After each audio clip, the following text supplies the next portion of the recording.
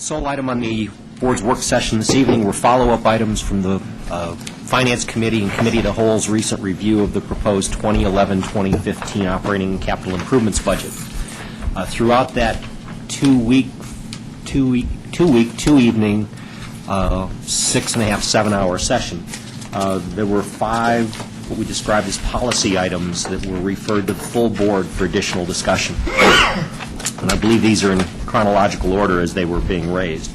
But the first one was the landscape fee, and the discussion on whether there was a way that the revenues could be replaced, the amount of money that was spent in this particular cost center could be reduced. So most of the information that you've received is a repeat of what the board has seen in years past, because the question has been recurring. But as you've seen, to replace the fee on the property tax, not that that's the only alternative, but a quick and simple calculation shows that the property tax would need to be increased anywhere from 113 to 160% to absorb the $1.505 million that gets spent currently in the landscape fee fund. It does raise a couple of other issues, potentially, recognizing that there are 2 rather substantial constituencies that are currently exempt from paying the landscape fee, those that reside in original town and commercial property owners. So once it gets added to the property tax bill, how do we wrestle with those that have traditionally been exempt from the fee? Most significantly, and for those of you that have participated in this debate before, the costs do not get shared proportionately, but disproportionately amongst single family. And Paul's information here on the attachments, the 4 or 5 pages, are a little dated. The facts are the same, that if single-family property that's assessed at much more than $300,000, not assessed, but valued at more than $300,000, starts to pay a disproportionate amount of that revenue shift. And candidly, when you look at the composition of the community, there are more losers than winners under that. The average residential household in Superior is worth more than $300,000, so anybody with a value more in excess of $3 is going to pay more than they do under the current scenario. The biggest winners are the multifamily properties that are currently paying $20 a unit and would pay substantially, almost 50% less. So it doesn't seem that the property tax is the viable way. The other thing that we're certainly open to for additional discussion is there a way that we could reduce the level of the amount of money that we spend in the landscape fee fund?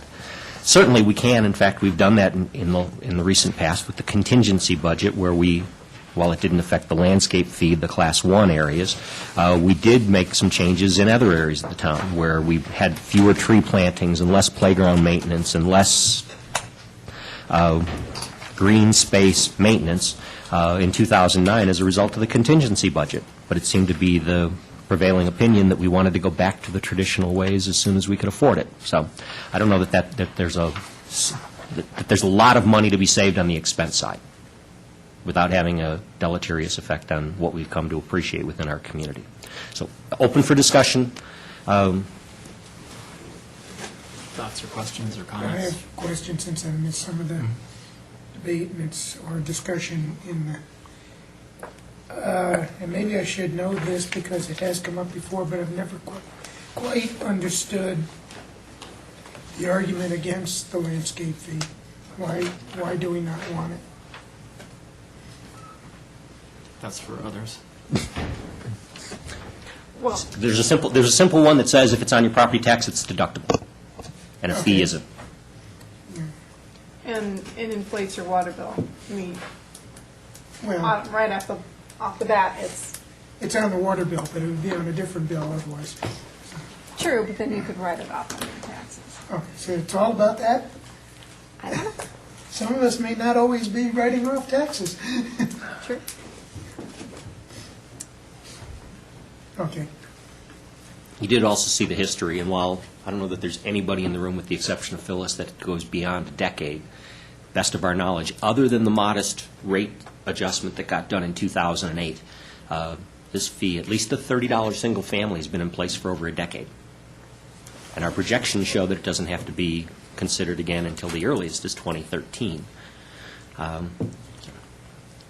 While it may be an irritation, regardless, it isn't one of those fees that has been perpetually ratcheted up either. So. Okay. And one other thing I wanted to say about the landscape Sure. fee. And personally, in my perspective, I just want to reduce the actual fee and reduce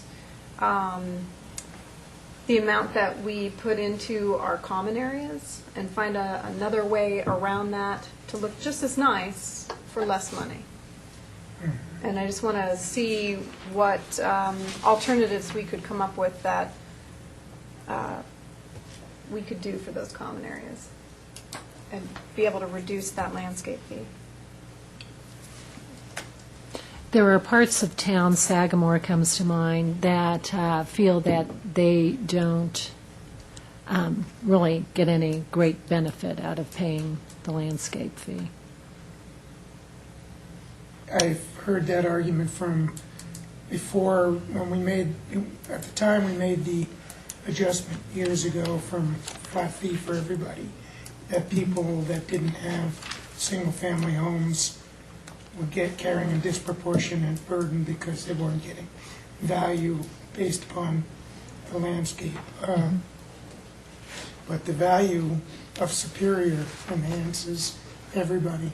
So, but I guess that's an argument Sagamore can make because they don't have as much landscaping there. Right.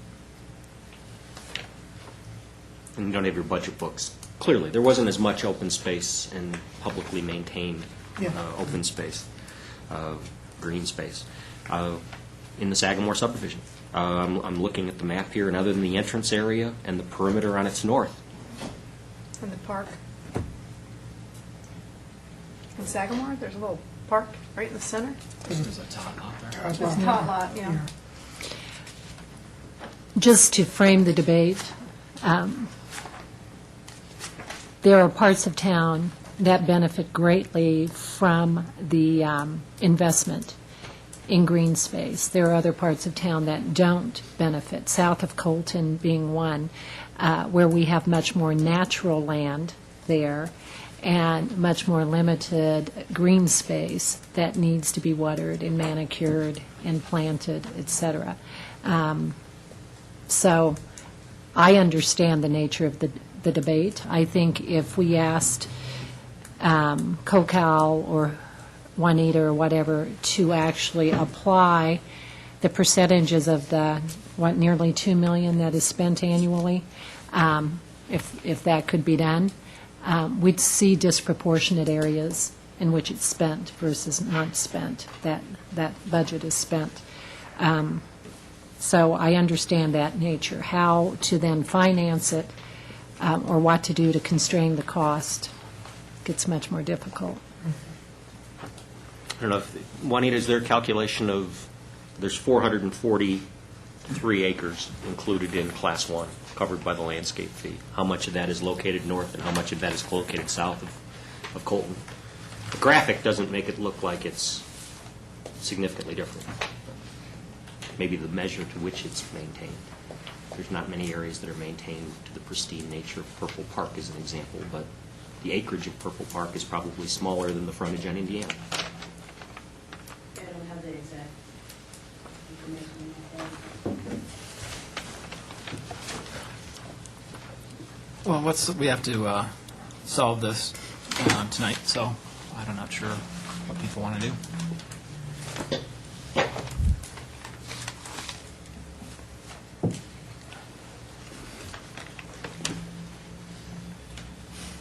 Well, I'd like to see some kind of study where we see where it is being spent and ways of reducing it. That's one. And then two is how to actually structure it, whether it's still maintains in the water bill or it becomes part of your property taxes or if there's some other way. So I guess I want to see two parts to it. I think it might be a little difficult to do that within the constraints of the timing of when the budget has to be presented. And I'm not asking for it to be done that fast. So it would be the next year then. Well, let's see what we can do. Okay. Is it possible to find out what the impact would be if we just reduced Sagamore fees a little bit and see how much we'd have to make up elsewhere?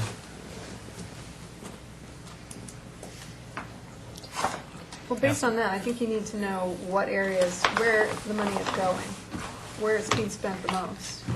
Because if you're only going to reduce Sagamore because you think that that's the least amount, there may be other areas that are equal. This it's an interesting topic. This is what we've talked about in the past. How do you prorate? If you're close to Purple Park, do you pay more? If you're farther away from Purple Park, do you pay less? And how do you make that calculation? And who's going to do that calculation? So it becomes problematic, and this is a discussion that we've had in the past. So. Well, and I don't mean just reduce it based on where you live and how much is being used in that area. I mean just an overall reduction. In other words, we find another way to maintain all these spaces, have them look as beautiful, but maybe we have another approach, and that approach is a little bit more upfront, but in the next 10 years, it's drastically reduced. I don't know. Just in terms of the budget, though, so when does it have to be, I should know this, but when's the timeline that the budget has to be presented? Presented next meeting. Doesn't have to be approved. Till the end of November? Correct. Really, end of December. We're on a course to approve it at the second meeting in October. Having said that, wait that long, you need to certify the property tax Middle of December. So basically, we need to know by the end of November, realistically. While we're talking about research, if in fact there is any appetite for property tax as a way to bear this cost, I'd be interested in seeing a distribution in the town of where that would be borne. For example, if the higher-priced homes are south of Colton, where there also tends to be less, in my opinion, green space, that seems to be a disconnect there. So I'd be interested in if there's some way to actually... It was included in the packet. Well- By subdivision. Well, I researched that, but I had some problems. I mean, I looked at all that. I had some problems with the choice of the representative address.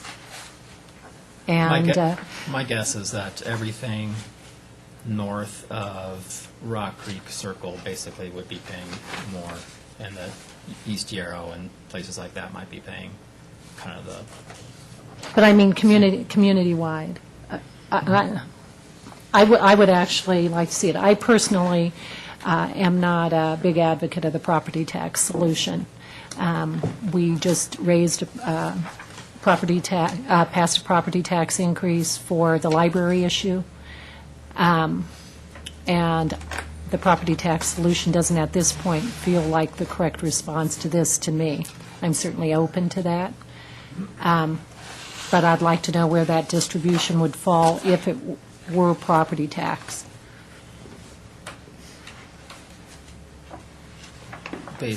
So just so staff knows what they can do, I mean, is it based upon every street or some color graph or? I don't know. I'm happy to talk to somebody who would be assigned with doing this. I'd have to myself give it more thought.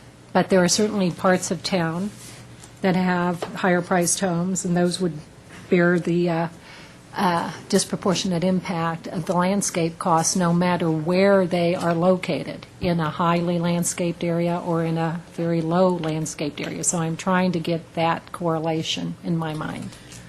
So I'm happy to think about it more and share that. Okay.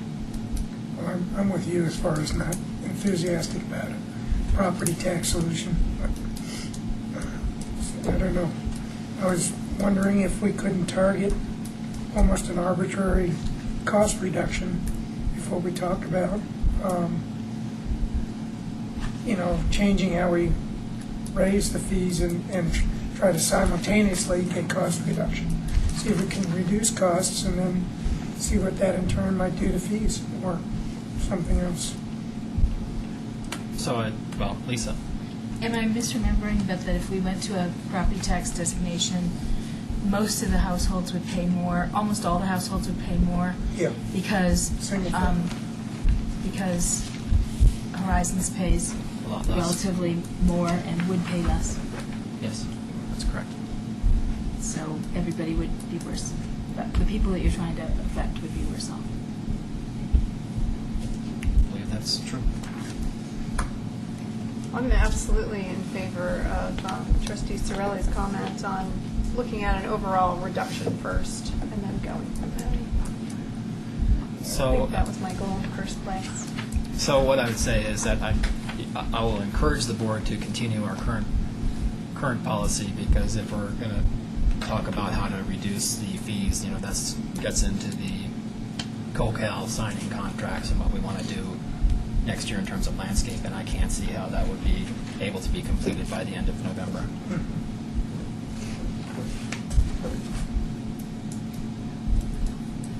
This discussion is a little bit off of where it was a week ago when this came up. I mean, if the board says, we're not going to give you $1 million, the budget for 2011 is proposed, $1,505,000 in the landscape fee. If you want to turn around and say, it's $1.3 million, make it work. That's a whole different discussion than, How are you going to raise the? right, Well, we're going to give you X. Or how are you going to reduce the service? Or In terms of the budget maintenance? discussion, give us a number and we'll live with it. It's logical. The fact that $945,000 of the $1.5 million change goes to the landscape maintenance, $210,000 goes to water. Almost 10% of it is a pass-through to the town for the collection and water billing and all of those kinds of things. $60,000 is fence maintenance. $15,000 is for our prairie dog education and domicile retraining programs. I mean, if you set a bar somewhere lower than what the fee will generate, we can come back to you and tell you what implications it's going to have. If this is an outgrowth of we want more perennials than annuals, I think we had that discussion last year, and it was 1% of our green space, 1% of the cumulative green space is planted in annuals. Well, once again, I would recommend that we continue. The budget would reflect our current practice, that we could look at this in the future, not too distant future, about how to reduce costs. And because it's not a property tax, you don't have to wait till the next year before you start lowering the monthly fee. So it can be done immediately. And are there previous studies that can be circulated to the board for updating those folks who weren't around the last time we studied this? Yeah. A lot of it was in the material. One of the things that I think would be helpful is the map, and to be able to identify how much of the geography. We know 441 acres is covered by this landscape fee.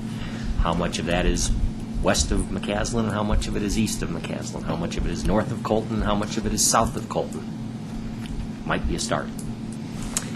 Scott, I would request, if that map is the same one in the recreation guide, that it actually be better color-coded for actual green It's space. the one that's in the supplemental budget Okay. book. Okay. I'm probably making a distinction. I think I hear people saying that they value the irrigated grass more than the natural grass. I mean, I think that's what I'm hearing here, so probably some sort of color coding about what natural grass is versus irrigated might be helpful.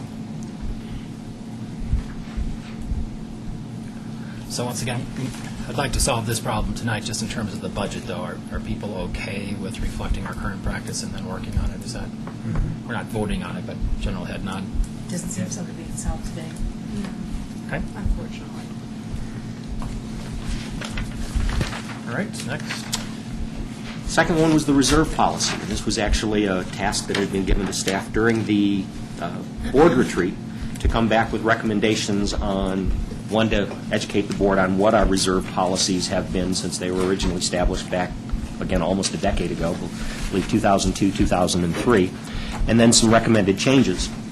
As we talked about at the Finance Committee, the primary and the immediate recommendation was to eliminate the set-aside within the governmental capital improvement fund, the set-aside that had been established in 2004 and then increased in 2007 for the ultimate replacement or refurbishment of the Superior Marketplace. So we've listed all of them. You've got the staff's recommendation on immediate changes and things that we want to look at in the future as the town's financial position changes. But the one that was most imminent was the need or the desire to change the one regarding the marketplace. Thoughts from the board?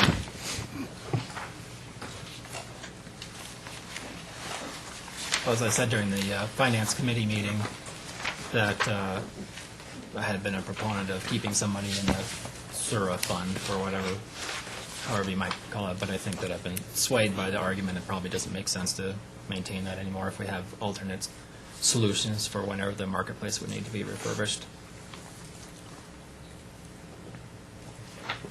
Does it have to be all or nothing?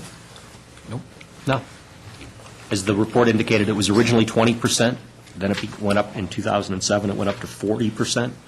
Currently, we're sitting on 1.3 million. And by reserve, only because of the board's policy, that 1.3 has been set aside for future reinvestment in Superior Marketplace. The choice would be to keep the fund in, keep the balance in that fund, and then have all the future revenue then go into capital improvement projects. That would be another choice. Sounds better. What happens when the marketplace becomes dilapidated and the owners have no interest in redevelopment? Then what? Do we need the money at that point or not? The argument was that Personal if we opinion, had- no. Yeah. One of the arguments is that if we have it in the account, then the owners will say, well, you have money in the account, please give me $1 million so I can refurbish my center. And that might be not the best practice. Where does our responsibility lie? Who has that responsibility to maintain? It's a private business, so it's the private business, Centro or Costco or Target, I think, are the property owners out there, so it's really theirs to maintain. And I assume it would be in their best business sense to maintain the site in a reasonable If they see the condition. benefits outweighing the cost, Right. that's the key. Probably If the they most don't- pressing if is they the- don't, then At some point, they might not, and then. The most pressing is you have other About it, tools. yeah. What comes to mind is, I think of Lafayette and the old Walmart. And I haven't seen it recently, but it sat there and just looked very poor. And there was obviously no redevelopment there. And I don't know if that means the city couldn't give an incentive for the developer, or the developer had no incentive in any other way. How do you prevent something like that? Again, there are numerous tools in the town's economic development holster to promote economic development. Probably a better example is to look at what's happening down 36 at Sheridan in Westminster. In that instance, the city's actually gone in and bought the entire mall. You could redo your SURA. All sorts of things that you could do if and when the time comes. But right now, you've already said, the board has said, we want to create a rainy day fund for this very finite purpose. And the finite purpose is the eventual dilapidation of that 90 acres. Absent the degradation of your streets, absent the degradation of your municipal swimming pools, absent anything else that you own, you've set aside 40% of your annual revenue stream for that eventuality. And from a philosophical perspective, there are a lot of alternatives if and when that were to come about, if it were to come about. So I'm not saying it wasn't a prudent thing to do at the time, but I just don't know how valid it is from this point forward and in perpetuity.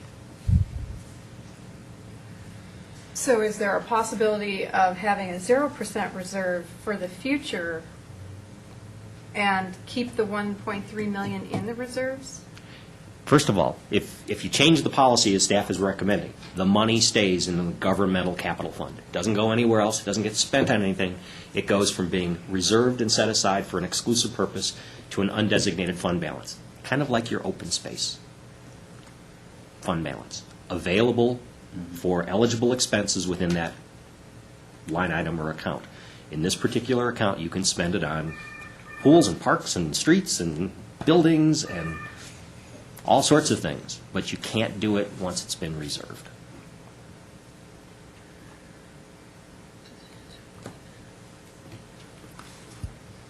So we think in the recommendation, nothing's happening with the money. It's still there, but you have greater flexibility on if and how you choose to use it.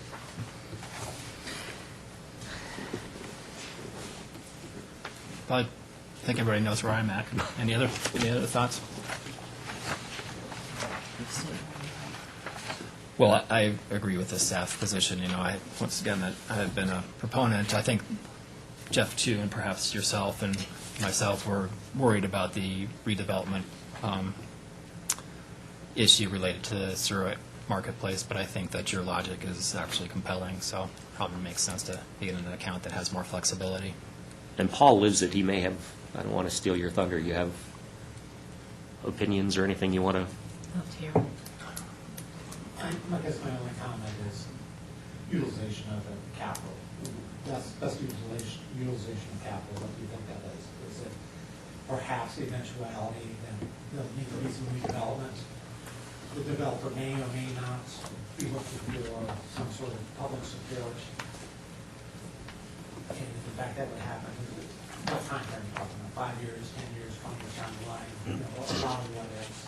On the flip side of that is, you know, potentially, if you keep it in your capital account, it provides additional flexibility for potentially other projects that are perhaps more pressing as we're looking at long-term timeline of financing public improvement down. As well as the Superior Marketplace? Yeah, potentially. I'm comfortable with that. I am too. Yeah, I am too. It seems, I don't like the More perception of a gift. Yeah. Well, see, that's the thing, is that at the end of the day, you know, we could restructure some other, you know, sharing use tax for whatever would go in there to do the redevelopment, or share, you know, some other structure about how we would share sales tax. So I think that, as the manager said, there's a lot of other opportunities to help them if and when that it ever came to redevelopment.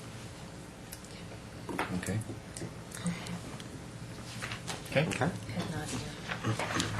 Third one, and this was a two-prong, the Waterford streets. The first request at the first budget meeting was, what would it cost to improve them? We have not gone to the point of doing quantities and detailed analysis, but Kurt has done a quick and dirty estimate based on lineal feet and width of street and how much concrete replacement we've seen in other similarly aged subdivisions in town, and came up with a quick and dirty estimate of about $100,000 to resurface and to spot repair existing needed concrete replacement within that private subdivision. The bigger issue, and the one that was for discussion tonight, was what role might the board want to play in facilitating those street improvements. So you've received under separate cover the opinion from the attorney regarding what happened and how those private streets were private, and apparently there was an effort at one point to go public and they stayed private. So you understand that history, but now the issue is it's clear that they are private. Does the town want to play a role in facilitating their improvement? And we gave you 4 or 5 options on how you could do it. Thoughts from the board? What are their thoughts, the HOA's thoughts of Waterford? Oh, they Well, want us they're- to help them. Yeah. Their thoughts are they think it's public, take it over, please do everything. And then take the gates down and... No, keep the No. gates up. Then they're not public. Their I think- attitude also is that they pay the landscape fee and don't get much direct benefit out of it. So so we should spring for a few dollars here and there. They're across the street from Purple Park. I'm just telling you, Well, their landscape is paid for with the landscape fee in there. Yeah. Yes. but they're, In what, their HOA, you mean? Yeah, I think that's an irrelevant argument. but that's what they're That's no more saying. relevant than anybody It's a else's regular free argument about space. the landscape fee. As long as it's a private street, I see no basis for us supporting it. If there was a way that, on a reimbursable basis, if they locked onto one of our contracts or something, I wouldn't object to that facilitating their getting the work done, but as long as it's private, I don't see why the town should be paying for it. So my suggestion is that we wouldn't actually put a line item in the budget that would reflect anything about Waterford, and that staff or somebody start working a negotiation about with their HOA and then present it again. You know, we don't have to make, it's a good thing to think about, but we don't actually have to identify it in the budget document as a particular line item. It can all come out of CIP if we decide that we wanted to pay for everything, but I think that I would be open to, you know, figuring how to help the HOA finance that. Maybe even they pay a whole bunch of property tax there that go to streets, that none of them are those streets. So that's the argument that they have. But I think the starting point is that, you know, we'll help you when our contracts come forward to get you a good price. And once again, maybe we could help you finance that over the course of a period of time. And then have staff work with the HOA. Well, it's kind for of the next hybrid year. of 1 and 3 of what the bullets that we'd laid out in the staff memo, which undertaking and financing with some sort of a reimbursement method through the HOA. Do you know how many homes are in Waterford? Not offhand. Kurt, you looked at this recently, do you? Not that many, though. Yeah, I mean, you probably have 10, a 50. I'm thinking probably 30 or something. Yeah, I think 30 or 40. I've only walked it. I got 26. I mean, they get all the main streets in the city maintained with the property tax, McCaslin and everything else. And I guess the Parkway. discussion could be with them is that if they, you know, if you want to take your gates down, then they become public streets.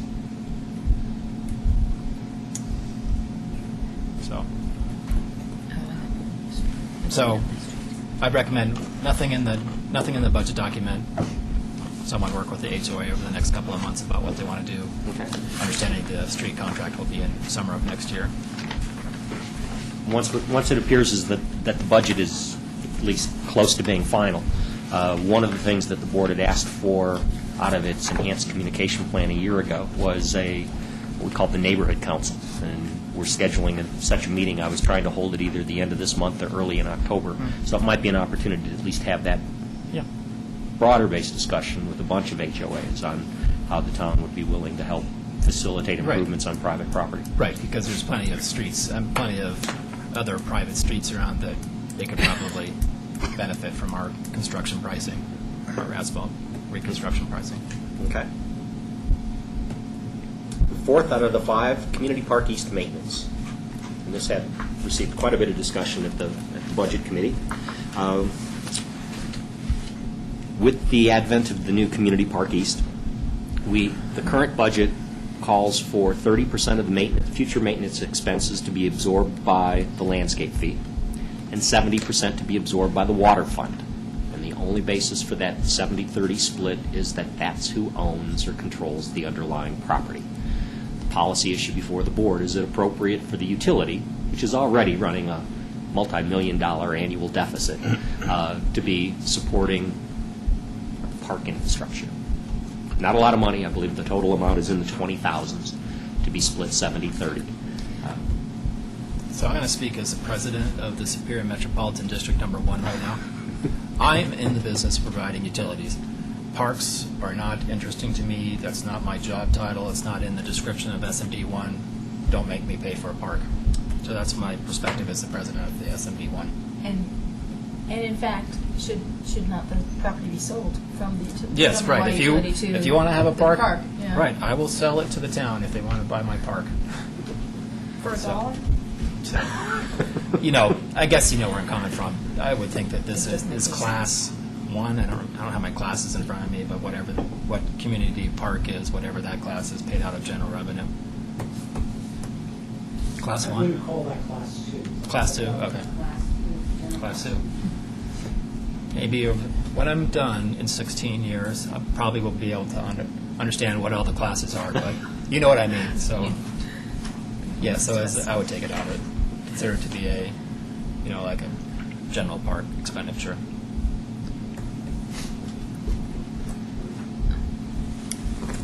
Did you just say all parks are Class 2?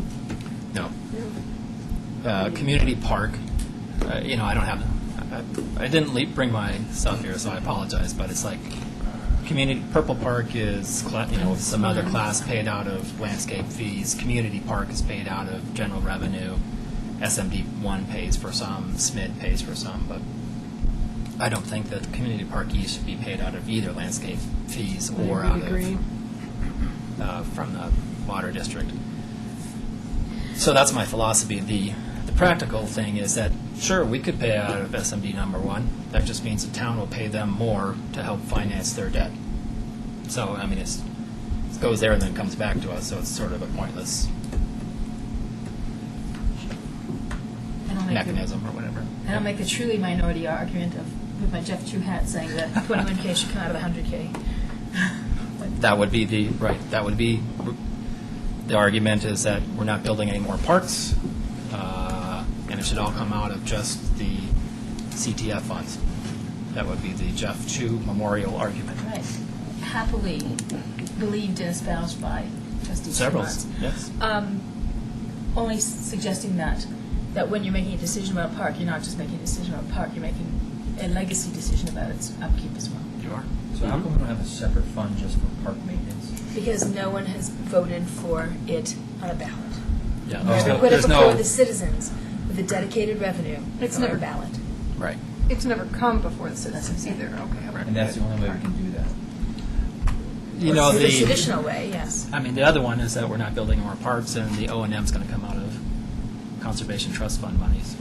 Well, we thought we weren't building more parks. You never know. You never know.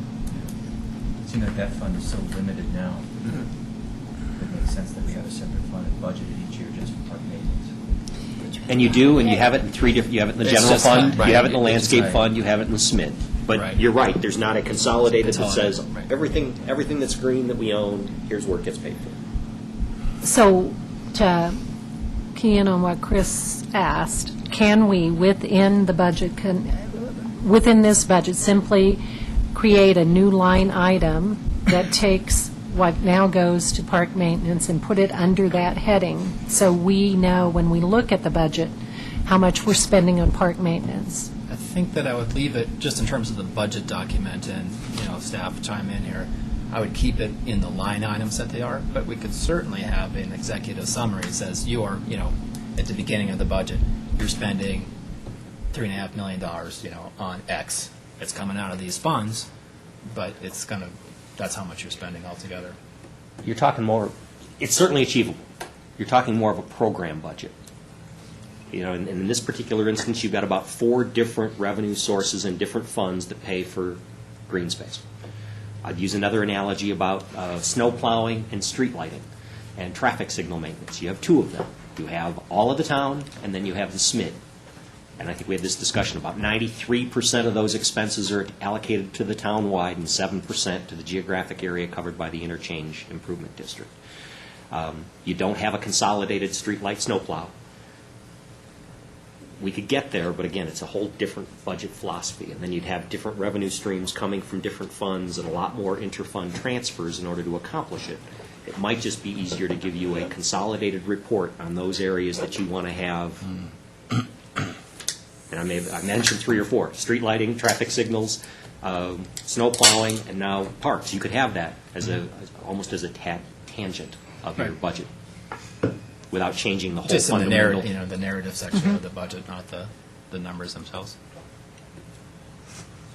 I actually would encourage that. Good The thought. supplemental report or the program budget? Well, I like the idea of a program budget, but I'll meet you halfway with the supplemental report. Okay. Okay. So, let's see, to finalize this one, then is everybody okay with taking the O&M for Community Park East from the general revenue budget? As a second best choice. Unless it's not, right, it could be either from CTF, but if we're not going there, then I would recommend from Okay. general revenues. And then the last, and it does kind of dovetail into this discussion, options for additional funding for new park and recreational amenities. As was just described, I won't go so far as to say a policy, but a budgetary decision was made back in 2007 as a result of a huge wish list out of ProStack, and we were actually framing the ballot question on going for a referendum to support new amenities throughout the community.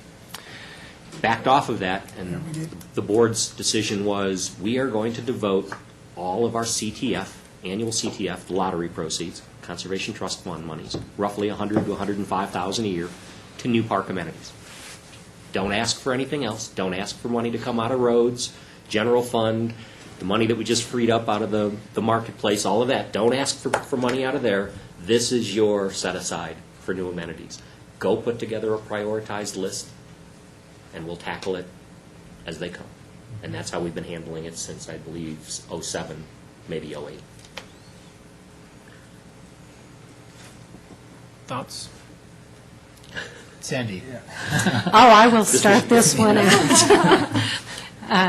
I believe that in the current environment, where we are committed, I believe, for 2 years, the next 2 years, of 100% of CTF funds going to Community Park East, should that project be approved, which I hope to discuss coming up. I believe we should investigate alternatives so that other priorities are at the top of the list. Do not have to wait till after that 2-year window to even be considered. I don't know where on the list Town 9 Park is, Several years. but I would like, that will be further delayed for 2 years before we can even consider what might be done there. And likewise, I'm sure, for example, a basketball court I've heard mentioned, that has to wait even further then. So I would like the mechanism, I guess, that I wouldn't mind it every year, that we hear something from ProStack that recommends their suggested course of action, and that we can then respond to that course of action. And of course, it all depends on how much, how, are we facing a deficit? Do we have some dollars to, throw around a bit and accommodate that? But I don't like the thought of everything waiting for 2 years before it even comes up on the table for consideration. So the only thing, just so I understand where you're coming from, my perspective is that, we did move Town 9 to the next priority.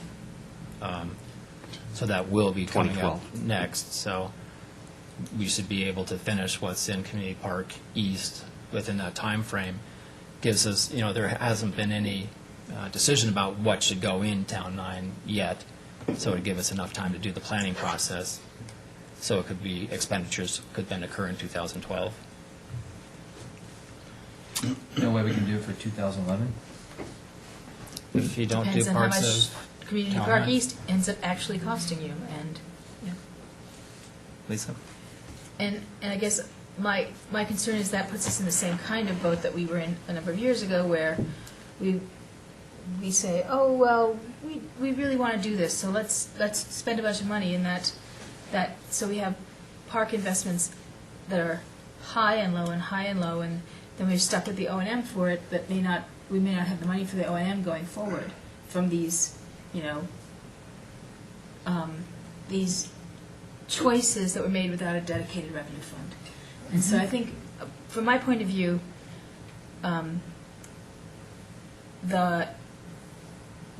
we have a sum of money that was designated to be used for parks.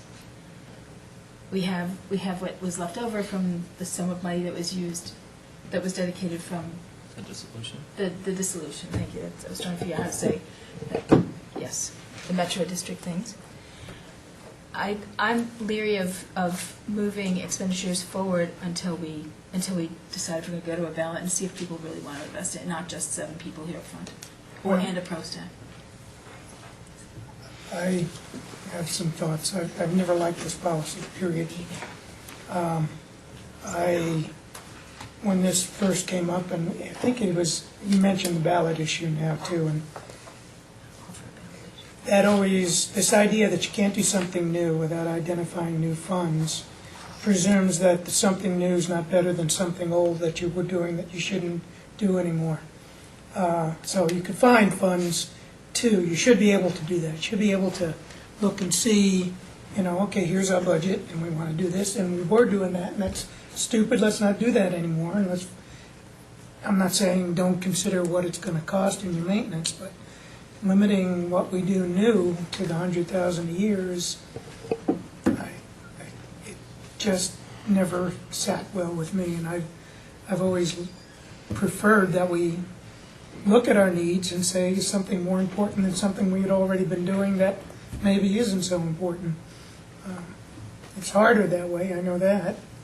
It require more research and more thought.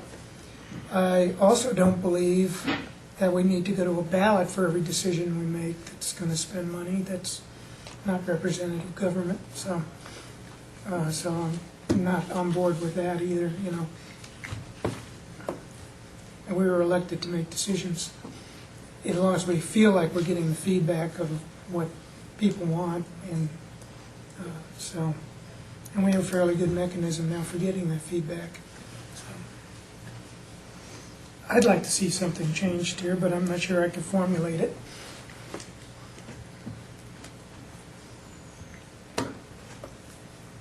Some of the thoughts, Scott? Certainly, what was in place before the CTF decision was that the park element of capital improvement competed with everything else in your capital plan. One of the elements, and one of the reasons why I think we kind of pulled back on it, was there was this big unknown of what our future street maintenance was going to be.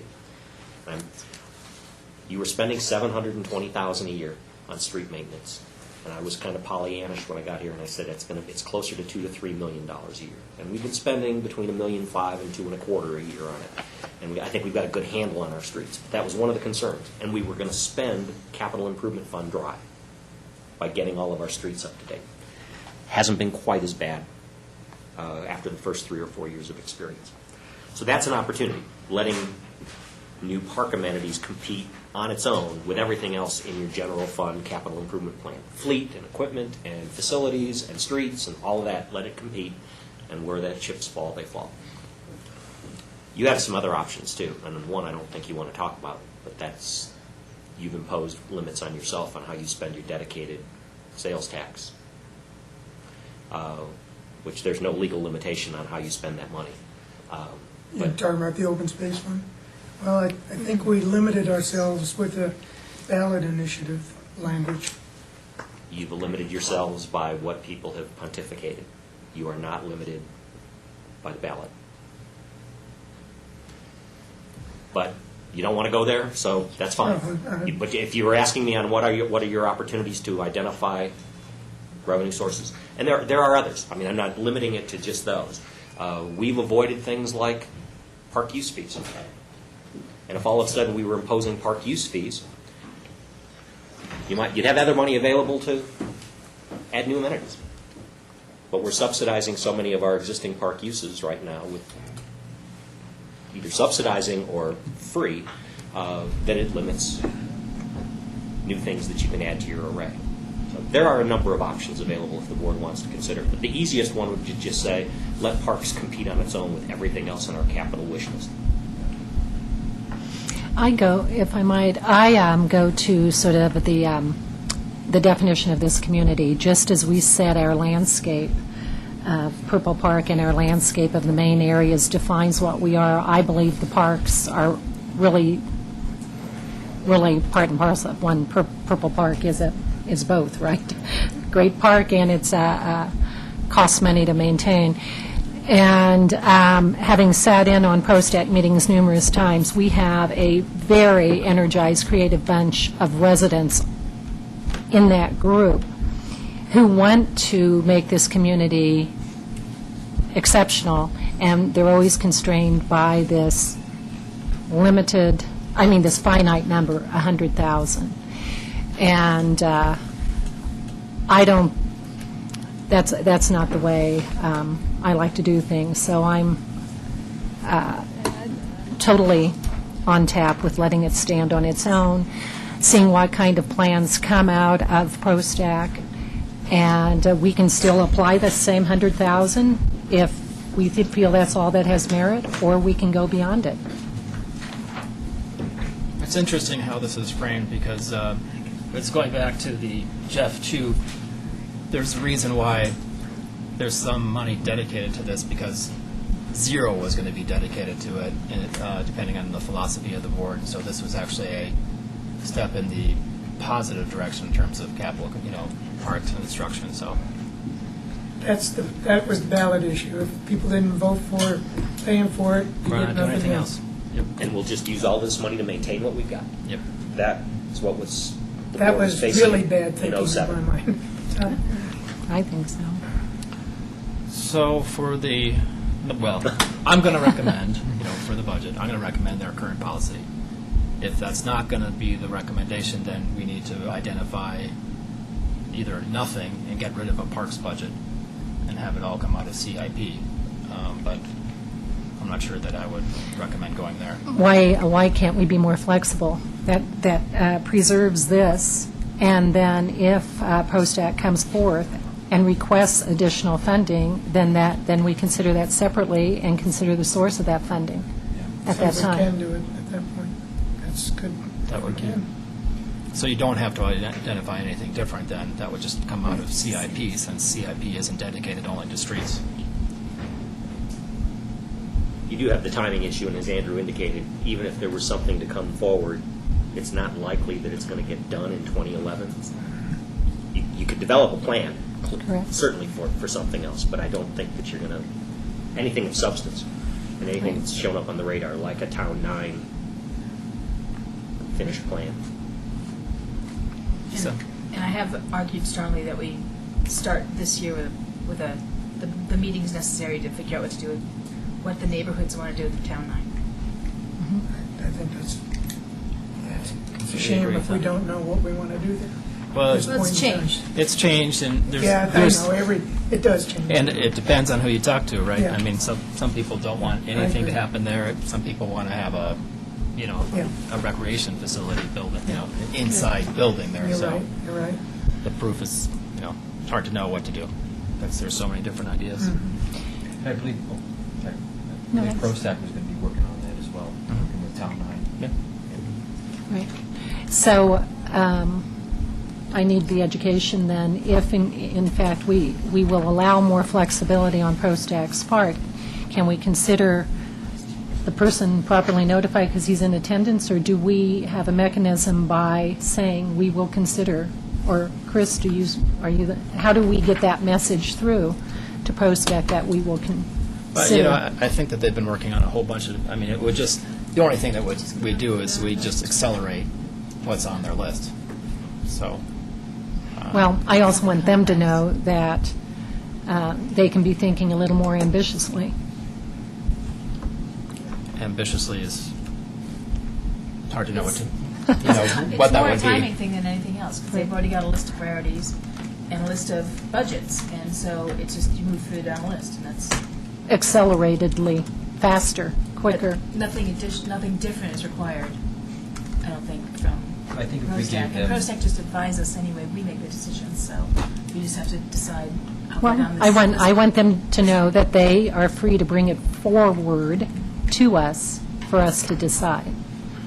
we gave them the go-ahead and said, please hold a community forum to discuss Town 9 with original town folks, then they feel a lot more comfortable moving forward with that.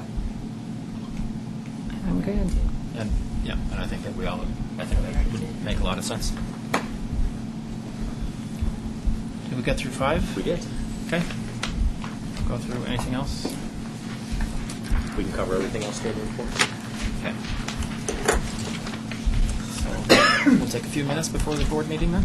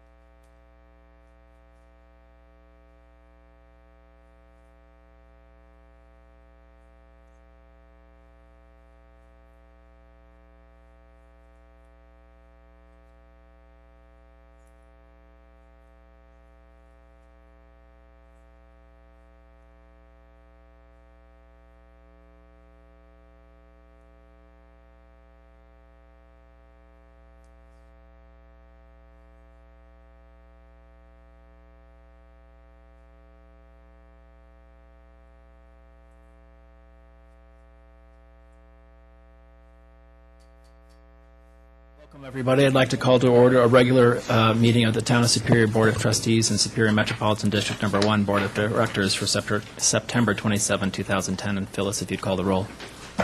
Mayor Andrew Muckle, Here. Mayor Pro Tem Elia Gagoris, Here. Trustees Joe Sorelli, and he's here. Chris Hansen. Here. Sandy Pennington. Here. Lisa Skumatz. Here. Deborah Williams. Here. Town Manager Scott Randall. Here. Attorney Kendra Carberry. Here. Town Lois Sargent here. Okay, thank you very much. That brings us to item number 3, approval of the agenda. Are there any changes to tonight's agenda? Trustee Skumatz? Yeah, the economic thing, I want to pull that one. I can't find my agenda, but I remember pulling up, asking that one to be pulled aside. 70. And if somebody else has something, you can speak up, because I was, everybody else is happy with the agenda as it stands? Yes. Did the town attorney have anything you might want to add? I think that there was a suggestion to add legal advice to the executive session, item number 11, and I don't know the site. Could you do that? Oh, I can do that, yes. Okay. Executive session to consider personnel matters, CRS 24-6-402, 4F, amending the town manager's employment agreement, and to receive legal advice as a specific legal question pursuant to CRS 24-6-402, 4B. Okay. Any other amendments? I'm going to say, not that we need to change the agenda, but I think 9 and 10 we might as well just consider together. So that's how I'm going to recommend we do that discussion. So I'm not recommending a change in the agenda, but we might as well just talk about all of it at the same time. Okay. Any other? If not, I'll entertain a motion to approve the agenda with those changes by Trustee Skumatz. Is there a second? Trustee Gregoris? All in favor? Unanimous. Thank you very much. That brings us to reports, questions, and issues. And Trustee Skumatz, do you want to start? Sure. So a number of the trustees, particularly Trustee Pennington, and with input by many other trustees as well, have been concerned about the process, about trying to come up with a more, what do I want to say, a more predictable and known process for addressing approval and decisions and discussion of projects that are not the ones that are discussed in Chapter 16. So I've had a series of meetings with various folks, and I think what I and I think Trustee Pennington and others are interested in seeing is coming up with can we establish a process or a form or something that makes that where the town comes to explicit decisions about what steps a project that isn't covered by Chapter 16 goes through. I think there are a lot of advantages to doing that. It clarifies the steps right away. It documents the process. It's dates met, the number of notifications to residents, and all the other elements that might be part of moving a project forward. It provides an early warning to committees and bodies that something will be coming, and it clarifies expectations for them. It computes expected dates and lets us know if revised deadlines are needed or if deadlines aren't met, and sort of has some accountability in that sense. It's something that can ultimately be posted to the web so that everyone, including not only board members, but potentially town citizens who are confused or interested or whatever, can figure out what's going on. It leads to fewer surprises and mistiming of things. And one of the things that I personally would really relish, even when it comes to things that are Chapter 16 type elements, is if we had some form that tracked what had happened in the past. That would be a great reminder for things where we decided something but was like a year and a half ago, and holy cow, what is it we decided? And that sort of thing would be really useful. I guess the disadvantages I can think of for something like this are, one, that the board has to come to a decision, which is not always the easiest thing in the world, but I can't think of a lot of other ones other than it does take a moment of several moments of thought about it. Ultimately, we may, I think, in crafting a form at this point, I think one of the guiding principles has to be for accountability and for flexibility, because I think we have been so, not random, but some word that's sort of like random, so inconsistent about the way that we bring things forward and the way that we discuss some different projects or don't discuss certain projects, that I think right now we need something pretty flexible, but ultimately we may come to like one or two processes, the easy one and the more complex or more steps one. But I don't think we're there yet. I think what I think we were thinking is that the town would choose which steps are incorporated, what order they happen, and potentially it might mean a couple of rounds where it gets directed to an advisory committee, then it goes to then it goes to planning commission, then it comes to the board, or whatever. It could be a couple of rounds with certain of those stops, that we make sure that it clearly defines how many people got notified about it and about something and on what dates, and that we can stop the process at any point where there's a negative decision. I think those are the things that are really important to me. I think in meeting with several of the trustees, and particularly working closely with Trustee Pennington, we came up with a possible format for this forum, and I'd love for us to start it with either a current project like picking up wherever we are in Free Parks and figuring out what steps we want in the future, or doing it or applying it to basically all future non-Chapter 16 projects. Okay. I have an example of the form I'm happy to pass around as well. Okay. It looks more complicated than it is, and it's only an artifact of using Excel, which then lets you calculate dates automatically and junk like that. So,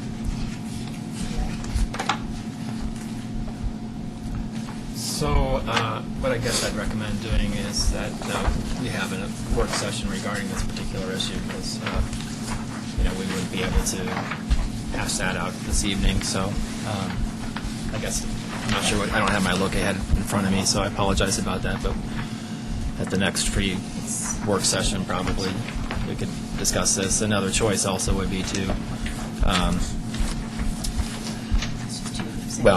have the work session, and then maybe even having the planning commission look at the process if that's the desire of the board. So just to have staff put that on the next free work session night. Trustee Pennington, is there anything that you wanted to add or change? I think you captured it all. Thanks. I'd like to give it a whirl, and then we modify it as we need to modify it. I just would feel a whole lot more satisfied knowing what's coming next on a particular project. Okay. Anything else? Oh, no. Trustee Hansen? Yep. We had our community forum on sustainable solutions. We had about 60 people come through the door that night. A lot of really good information. So overall, we would say it was a success. Huge thanks to the town and RCAC being a big supporter of the chamber, and of course Darryl McCool was key in getting this off the ground. And then everybody that attended, thank you very much. I corresponded with David Abelson of the Rocky Flats Stewardship Council, and he said he would come down here and present to us the history of Rocky Flats, where Rocky Flats is now, and potentially where it could go. I didn't give him a firm date, but I did tell him that perhaps October 11th, work session for 15 minutes with about 10 minutes of questions and answers, and he said that he could do that. So we just have to give him the okay and get it on the agenda if we're going to do it. I might I might actually put it in a presentation during a regular town board meeting. I think there have some more attendance, and I think there's a lot of people. Okay. I mean, there's many people in the original town that used to work at Rocky Flats. I think they want to know an update about it, and the people that live in the area. So Okay. I might just actually put it during a presentation during a regular board meeting that wasn't overbooked. Is there a date, or should I work with staff? I just work with staff. We don't want to have a 5.5-hour meeting, but Right. some meeting that makes sense. Okay. And then we all got the memo or the timeline on the status of Community Park East, but there was no explanation as to why it's being delayed until mostly for next year. Why we didn't get the bids until now, and I kind of like to know. And I know Jim is here, so he'd probably like to know too. But we don't even have a start date, anticipated start date of the dog park, and the bike park is not scheduled until March of next year. So I want to know if there's any chance at all that that actually could be mostly completed like originally planned by the end of this year. So, let's see, Mr. Randall or Director Dominguez, do you want to give us some of those? I would remind everybody that the whole project was funded and scheduled over 2 years, 2010 and 2011. We did hope to have some bids ready to go at the end of September, and now the calendar calls for them to be the end of October. But we haven't lost a year, and it was always intended to be done over 2 fiscal years. So, Juanita? And I think that as Director Dominguez is coming forward, there's also was some timing with urban drainage works On an also. element, which is the bridge. Yeah. Juanita Dominguez, Director of Parks, Recreation, and Open Space. As the town manager stated, the project was and always has been scheduled to be done within a 2-year period. A lot of the work was to be done within this first 2 years, so this fall and next spring. One of the reasons that you have not seen a contract is it was at the board's request to bring all of the materials together at once. And so staff is compiling that information and putting out bids to bring all of the information and all the bids back as one. As you know, there has been a situation with urban drainage and their project. The stabilization project has been pushed back to next fall. As you know, the stabilization project has a piece in our grant. They are contributing $25,000 towards a bridge. The bridge was originally in their project. Staff, myself, I'm working on trying to put the bridge back into our project so that we can get this thing done sooner than in the fall as far as the bridge is concerned. So my schedule at this point is to get an RFP out by Friday so that we can have it packaged and ready to go for the board to pick a contractor last meeting of October. A lot of the work on the dog park will be done. Seating would be done this year on the dog park, that kind of thing. But you have to also remember that the dog park, if there is grass, seating, it can't just be open immediately. It's going to take some time to establish that grass. So, Thank you. Let's see. The manager and I had a conversation, so I think that we're going to try to work with urban drainage. I mean, they're another governmental agency, so working with another governmental agency sometimes isn't as quick as you might want, but to try to accelerate, either have the bridge in our project and they pay us back, or, something like that to help accelerate the project, but that's a bit of the hang-up at the moment, at least. that is the piece I'm waiting on. It may or may not be ready by Friday, but something will go out by Friday. Okay? So it's not that we would end up absorbing the cost? No. That's what I was, No. That was what I was hearing. No. No, it's just the timing in their budget and their capital projects. Let me ask another question, though. There's a lot of people that were expecting to discuss what the parameters were going to be on the dog park. We were going to discuss whether it was going to be grass or gravel, and we were expecting to see bids, bids in-house right now. So what I'm to understand is that we never sent bids out. Correct. So how come that didn't happen sooner? How come the bidding process didn't start a month ago or in July, like we originally spoke about? The bidding process, the packaging of the bids did start way back when, but there have been several different changes to the project schedule, and one being the urban drainage piece.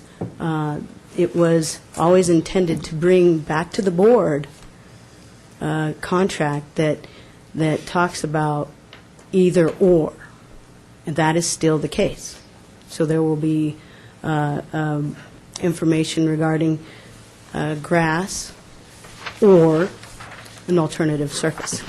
So that will be part of the bid package, and that was always the intent for us to bring that back as the contract came back. And where the location of the fence would be and things like that. So- Absolutely. These are at alternates. It is bid, it will be bid out that way. There is the 1.01 acre park. There is the 1.15 acre park, which talks to the distances. And so when that contract does come forward, those choices can be made by the board at that time. Okay. End of October, is that what I heard? End of October. Second meeting. Okay. Anything else? Trustee Surley? I have nothing to report. See, anything else? Trustee Skumatz? No. I didn't attend any meetings, but I had the opportunity to attend 3 funerals this weekend, or memorial services. One of them was for Mr. Kuffner, John Kuffner, a former mayor of the town, and missed his passing. I think the town should, think about what we should do in terms of memorializing him, since he was a long-standing mayor for the town, and I think that would be appropriate. Nothing's really coming to my mind at the moment, but it seems like something that would make sense. Had the opportunity to talk about communities and what the mayor of the town of Superior does for the second grade classes at one of our local schools, which was, I think I've said in the past, one of the best things I have ever done as a mayor. So I really love doing that, and they're really excited, and it was a lot of fun. And then I want to remind the board that we've had a discussion about what to do with 60, 61, and 101, and whether or not the board is interested in passing resolutions for or against those. So we haven't really, last discussion, we didn't really go anywhere. And there was also a request about the open space ballot that Boulder County is having, and whether or not we want to support that as well. So does the board have any feeling about it, Trustee Skumatz? I'd be interested in seeing us put out a resolution that opposes 60, 61, and I think I circulated some language that the county came up with on that. And then,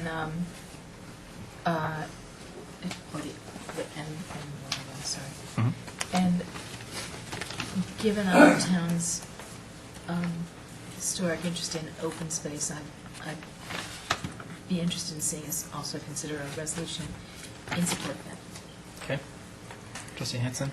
I requested some more of those little pamphlets from CML. We received like 10 of them in the mail, so they're sending me some more.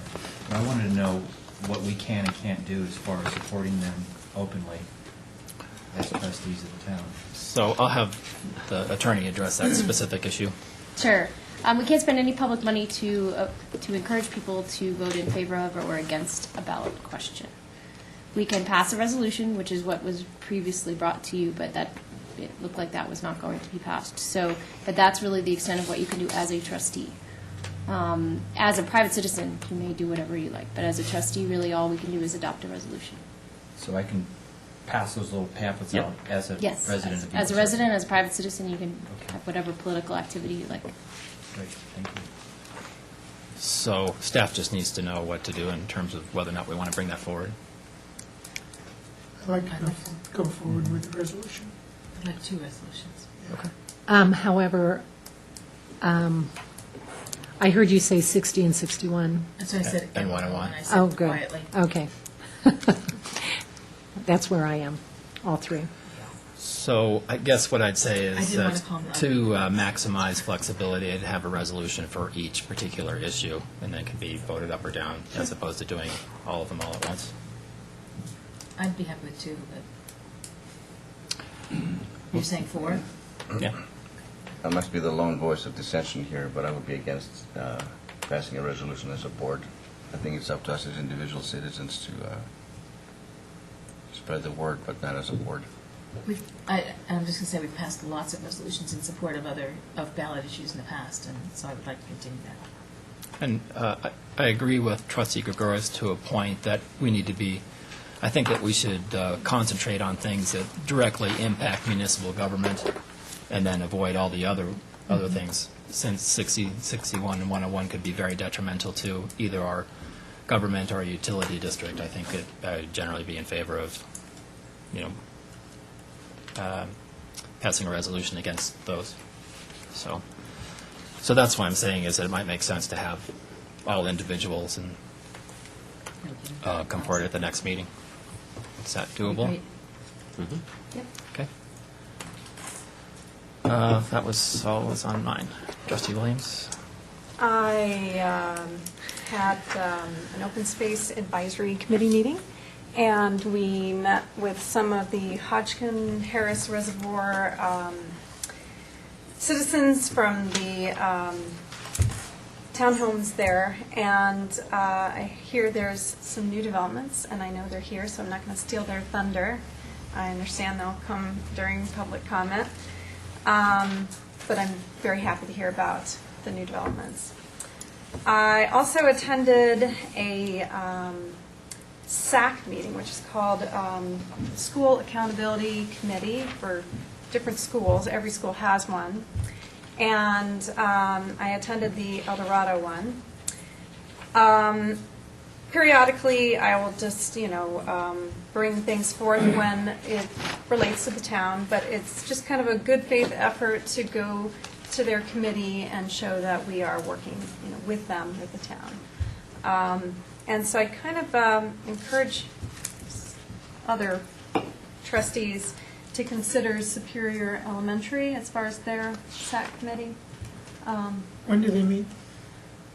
I'm not sure. Okay. I'm not positive. They used to meet on Tuesdays, kind of like 2:45 to 4, kind of an odd time, difficult time to get to. So I just think that gives, it just shows good faith toward school entities within our borders. I also attended a library board of trustees for the city of Louisville. And I was the alternate for trustee Pennington. She wasn't able to go. And we were given a tour of the Louisville Historical Museum, which is really wonderful. I happen to really enjoy that kind of thing. And so we met to discuss kind of a collaboration between the library and the Historical Commission, as well as the museum for Louisville, not for Superior. I also attended a Colorado Open Space Alliance conference a couple weeks ago. It's a very long report that I wrote up. I'm going to distribute copies to the board. If anyone in the audience wants a copy, I'd be happy to give you one. Just ask me after the meeting. It was very worthwhile as far as understanding our own parks, trails, and open space issues, and as well as the surrounding counties and municipalities and what their issues are and how we can work together. So I will pass these. And that is all I have to report. Thank you. Trustee Gregorius? First of all, I'd just like to offer my condolences to the Kuffner family for your loss. And we will certainly try to honor John in some meaningful way, and we can discuss this maybe with you and give us your input and your feedback. The second thing is that, as most of you know, I've served as the Vice President of the Rock Creek Homeowners Association and Board Director for the last 6 years. And next month, that tenure is coming to an end. It's been a great serving Rock Creek. I've enjoyed it immensely, but the time has come to move aside and allow some new residents and some new blood and some new ideas to come in and serve their community. And there's going to be a lot of transition in the HOA board. So for those that are listening or watching, I would highly and strongly encourage you to participate in the process. It's a great community to live in, and we could use your help. And that's all I have to say. Trustee Pennington? Most of my remarks today are items that were raised in the Weekly Digest. But first, on Community Park East, I would like to say for the record that I don't believe we as a board have voted to approve that project at this point. And I feel that's got to be the first on the to-do list, unless there are people who disagree with me and feel that it's already been approved to proceed as a project, and that's a discussion we're going to have. But from my time in the audience and time on the board, I don't believe we've yet approved that as a go-ahead project. So I want to put that out there. So just, if I can just make a comment, so nothing is really done until we spend any money or approve a contract, so the project hasn't been approved. I mean, the only thing that's been approved is the disc golf course, and nothing else has been approved until you vote on it. So it sounds like that's coming in October. October 25th is, Right. I just wanted to make sure my colleagues were in agreement with me on that one. I've been in contact with the town manager on this, but I am very concerned about the asphalt millings that have been taken to the water treatment plant. In the review of the road repair work that we've approved, I only read about 700 tons of recycled asphalt that would be moved from the Indiana project to shore up the road at the water treatment plant. And it appears 8,000 tons have been taken there. And my concern is, of course, having millings, recycled millings, anywhere near that site. So I personally would like to see a letter that indicates that that's a safe situation. So wanted to put that forth. I'm sure that we could get a memo from our Public Works Director on his thoughts about it. Okay. I appreciate the town manager has put forth that we actually, meeting minutes is my bugaboo, and we do work with Granicus already to provide services on our meeting minutes, and he's put forth several other alternatives for this, including total transcription of town meetings. But I'd like to put out there that there's a third choice that we haven't yet addressed. I interviewed the City of Littleton officials who do their linked minutes, where they actually link their transcribed minutes to their video web streaming, and so that if you're concerned about any issue, you actually do a search and topic, and it actually takes you right to it, so you can actually see the person speaking, you can read the body language, you have 100% access to what actually happened. So if maybe we could shore up those alternatives to include that one. I've got quotes to share from Littleton and contacts there if that would be useful. I was a bit surprised when I read the post-act committee assignments. I thought we explicitly agreed last meeting that we would do that in a 2-week time frame. And I was surprised that that actually is going to take longer than that, and I didn't quite understand why. From my why that's perspective, the I think case. you probably want to be able to put it in the newsletter and have people have some time to be able to think about it and get back with us. So I think if you do it sooner, that just means that we're potentially limiting the number of people that would be able to apply. I thought we addressed that. I thought we addressed that explicitly last meeting. Maybe, if people disagree with me, but I thought we had a list of candidates. We were going to put it out in very quick fashion, et cetera, and try to get that brought up to snuff quickly.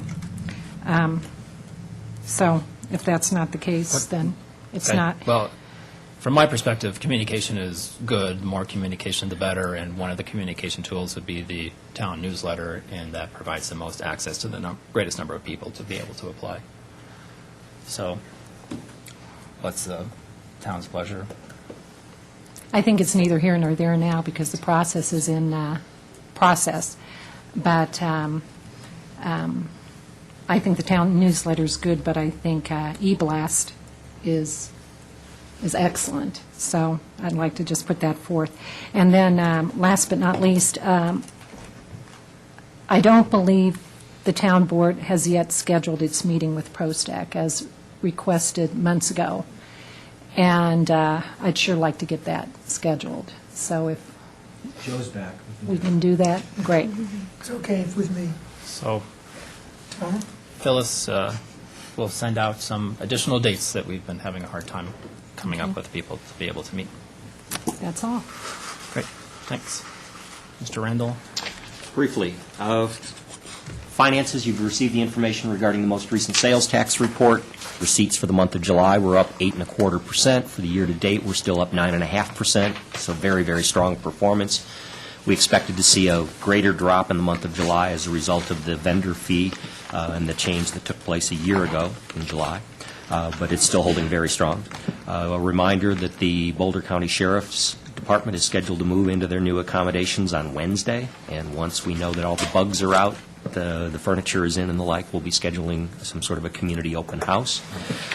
Reminder that the board is scheduled to meet in a work session next Monday night to complete its review on Chapter 16, which will then dictate how quickly it can get onto the regular board's agenda, assuming we get it done next Monday night. And then the last had to do with the Chili Fest and the report on both the great turnout, but most significantly the amount of funds that were raised and for a very, very good cause that went to Boulder County Incident Command, about $7,400 and change. By far the largest charitable contribution we were able to make out of any of our Chili Fests to date. Great. Actually, I had one comment. I think Trustee Gregorowitz also had something, and I apologize. I just wanted people that haven't been following the process that we have recently completed the initial draft of the budget, which the town manager should be greatly commended for. It was an incredible process. It was extraordinarily well done. You and the finance staff did amazing work, so I just wanted to let you know my appreciation about that. Paul and Jeff unfortunately have left, but they do the Yeah, vast left majority the of building. I will pass that along to them tomorrow at staff. I'd appreciate that. Trustee Gregorowitz?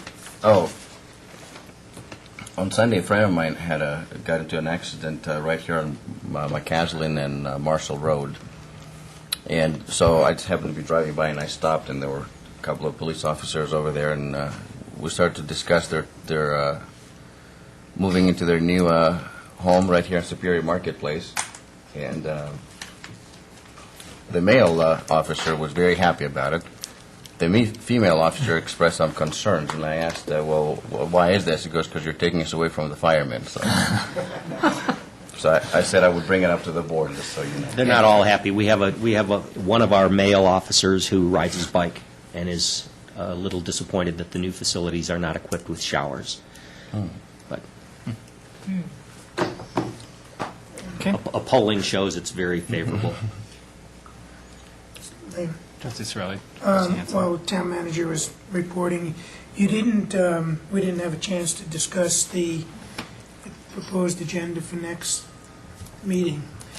And there was one question I had about one of the items on the draft that on the proposed agenda that I was wondering possibly could be addressed in when we get the material. And that is items E and F address the plat, site plan, and lease agreement for Clear Wireless. And I had just a couple of questions that perhaps the report, if we get a report regarding, I'm not sure if you intended to do it, but I wasn't sure whether we have anything, I didn't research it, so I don't know. Do we have anything in Chapter 16 regarding wireless towers and policies on that and location? And if so, could this address those? And the reason I brought it up is I came across some coverage from the East Coast where that's a big concern right now, location of wireless towers. So just was curious about what if anything, we have on that. Go ahead. We do have regulations on that, and we can certainly address that. Yeah. And most notable here was that the original request from the applicant was for a 100-foot tower. Our zoning ordinance allowed a maximum of 42. You remember 42 being the magic number when it came to the fire station training tower as well. They immediately agreed to lower their tower to 42 feet. The concerns I'd seen on the East Coast were how close these might be to schools or residences and that kind of thing. And there is apparently no evidence of one way or the other about it being an issue, but sure other towns have addressed it, and I was wondering if we do or don't. And I don't think where we're proposing to do this could be within any, I think 1,500 feet was a number I'd seen or something like that. in some of these other town, again, East Coast kind of concerns. And so I just didn't know whether we have anything at all regarding that. We can do it, yeah, we can address what our regulations say. The one thing we have to be careful of, we can do it for aesthetic reasons, but we can't base anything on health reasons. Federal government has told us that wireless facilities are safe, and we must believe them, and if we make any decision based on any health effects, we will be overturned. Would So we can never base it make- on aesthetics, but that's it. I'm an aesthetic kind of person, Right. but I was just curious. Yeah, we can go through the regulations. I don't believe you have any distance requirements, but there are some height limitations and things like that. Trustee Hansen? Sorry I didn't ask earlier, but is there any new developments on the Morgul Classic and the Lance No. Armstrong factories? Checked with the chamber this morning, and no, they hadn't heard anything, nor has the town as a result of our submission a week ago Friday. Okay. Ms. Carberry? I don't have anything, thank you. Ms. Hardeman? No, I don't. All right, thank you. That brings us to item number 5, which is public comment on consent agenda and non-agenda items. Good evening, Steve Smith, 653 Eaton Circle. Welcome back, Joe. Good to see you again. I'm glad you're safe. I have some really good news to share with you, and I got a couple of hats I'm wearing this evening, so bear with me for just a moment. The good news is I witnessed a couple walking down Indiana, and as they got to the middle of a sprinkler zone, the sprinklers turned on and drenched them, and I realized they had just walked by one of these cameras, so I figured out what they're all about. Those cameras are geared to the sprinklers to turn on the sprinklers, so the mystery is solved. Tonight I got 2 items for Mustang football. One of the items is the field condition after the game. Parks and Rec had indicated to us that we had sunflower seeds on the field, and we corrected that on that weekend. But the complaints continued to come in about sunflower seeds and gum being left on the turf field. And I think it's important for the town to understand that the upkeep of that field is very important to Mustang football. So we have done everything in our power to make sure that there aren't sunflower seeds, which are hard to clean up with the brush, and gum left on the field. And as I started inspecting the field and watching this over the past couple of weekends, we're doing our job. We're cleaning up. So this past weekend, I asked the person who services the field and cleans up the trash at the end to bear with us and take a look. And the field was immaculate. The next day, they were out there, and there was trash in front of the sheds and on the field again. In addition, I'm seeing burn holes in the middle of the field. And I'm seeing little things being dug up here and there in the field. So what I did is illegally went down there at night and to watch what's going on down there. And what is happening on the turf field in the evening is there are kids smoking out there, which kids will do. There's graffiti on the sidewalks being written in black pen. And they go out on the field at night and they play and do whatever they're doing, but they're smoking cigarettes, they're eating sunflower seeds, they're chewing gum, they're having Subway, and they're leaving their trash all over the field. So while the Parks and Rec thinks that Mustang is leaving this in this condition, we're not. We do know that the opponents that come to town might not necessarily respect our wishes to ask them not to eat sunflower seeds. As a matter of fact, when we put the sign up, it had an adverse reaction. Imagine that in football. So I just wanted to bring it to the town that there is something going on down at that field in the evenings and at nighttime. If it's not a sanctioned event, I always thought that the park was closed. So maybe this is something that we could have a drive-by with the police or Parks and Recreation to take a look at, because the Mustangs are doing their best to keep those fields up. The other thing is there's a complaint from Parks and Rec that there's wear on the field, for the baseball field where the younger kids play. So I went out there, and why I don't know that much about growing green grass. My lawn looks great. But I looked into the wear there, and there's 2 things I noticed. Number one, it was brought to my attention the sprinkler system on that field was broken for a time this summer. So the grass is thin in that area, and it probably wouldn't do well no matter what happened. And also that the wear in that area is right there in center field. And when you play baseball, that's where you stand. So I think that it's not just Mustang football that is doing the wear here. There are some other things that are contributing to this.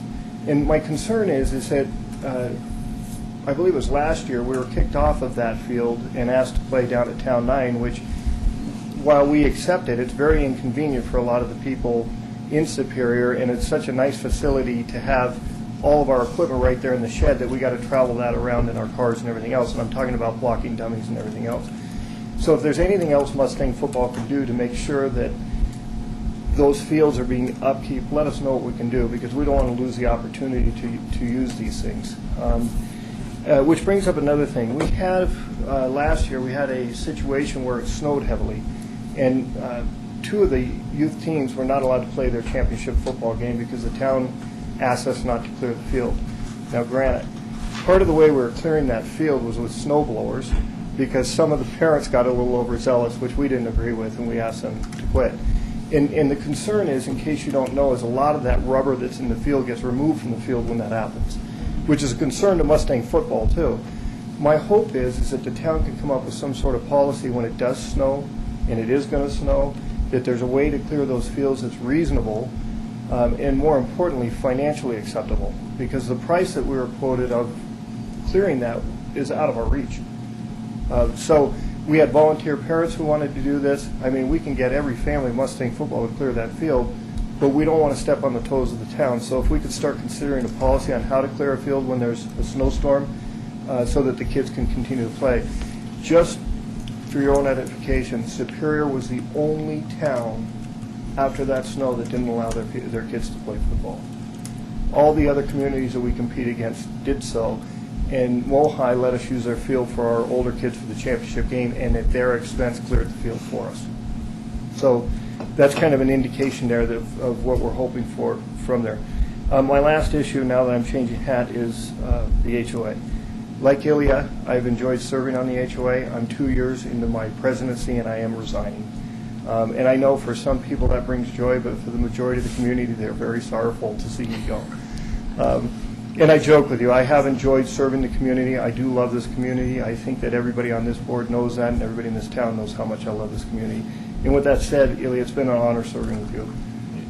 I've gained a great friend there, and I also have served with a great board, and I enjoy the board that I am working with currently. They're good people, and I highly recommend that somebody new come into this board with new ideas. I would hate to see anybody from the past come back in here to this board.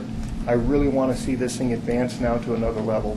We took it to a level that I'm very proud of, and I think that a younger generation now could do something very, very good there. So with that said, at the end of this year, I'll be resigning. I'm going to finish the duties of the budget, and I'm going to finish my duties to make sure we go through that year-end awful meeting that we go through, although that's gotten kind of nice now. Used to be awful, now it's a very good meeting. So with that said, I've enjoyed being here presenting myself as the HOA president over the years. I enjoy and look forward to presenting myself as president of Mustang football for the future. Thank you all very much, and sorry for taking so much time. No, thank you. Can I make a comment? Yeah. So, I just want to make one comment. First of all, I think the requests of Mustang football are very reasonable, and we'll definitely find a way to accommodate those. Mustang football actually is the pride of Superior. I go to different communities, and they talk about what a classy organization you represent. From the players, the coaches, the parents, well-behaved, good sportsmanship. So we really appreciate how you represent our town. And as far as the HOA board, I agree with everything you're saying, and I also thank you for serving with me all these years. Appreciate it. George Kupfer, 109 South 4th, and I have just a few things I'd like to bring up to the board. One is we need to put some money in, or lots of money into improving our sound system. I can sit at my home, turn my TV on, sit in my chair from here to the desk over there, turn it up all the way to 47 or 50, and I can't hardly hear the TV. I'm serious. And in my back bedroom, I got a different TV, a newer one. It's the same problem. You can't hear the board. So we need to really do something with our sound system here. Move closer to the mic. Pardon? I think we need to move closer to the mic. That's the bottom line. Well, sometimes they are. Some people got voices that carry and some don't, and I can pick them all out. I got to wear my hearing aid just to hear the mayor talk because he's got a soft voice, and he speaks into the mic. So that's just an example. Okay. Joe's another one. You know, it's just, I can tell. I want to thank who's ever responsible for getting the town sign lit back up there that's on solar. It's been out about 3 months, and they got it working again, and I appreciate that very much. I go by that quite frequently at nighttime. Secondly, on the open space bit, I'm not against open space. I voted for open space in the 60s, and the percentage of them wanting to do it again is questionable. We got subdivisions in Boulder County that can't even get their streets paved, repaved, fixed by the county. They'll maintain them as far as snow plowing and sweeping. As far as repair, they won't do it. Now, let me give you a little history here. Mr. Danish was on the board in 1995-96, which was he was a city councilman prior to that. Jane Mendez was from Lafayette to represent this district. She was on the board at that time. And Homer Page was on the board. He was a councilman of Boulder at one time. And the other one was our director of open space. They're the ones that pulled the rug out from these people getting their streets repaved. They took the comprehensive plan and changed it so it would go towards open space, and you've seen the increase in the open space over the years. If it was come for me again, I would not vote for it. I'm telling you right now, until they get their ducks in a pond. Because they're not in a pond. There's too much political there that's hand in hand. Right now, to this day, with the commissioners and what we have in the open space director. So, that's my comments. In case you did that, thank you very much for who showed up. My brothers down there, I appreciate that very much from the bottom of my heart. His wife, Wanda, appreciated it greatly, and his sons too. Thank you again.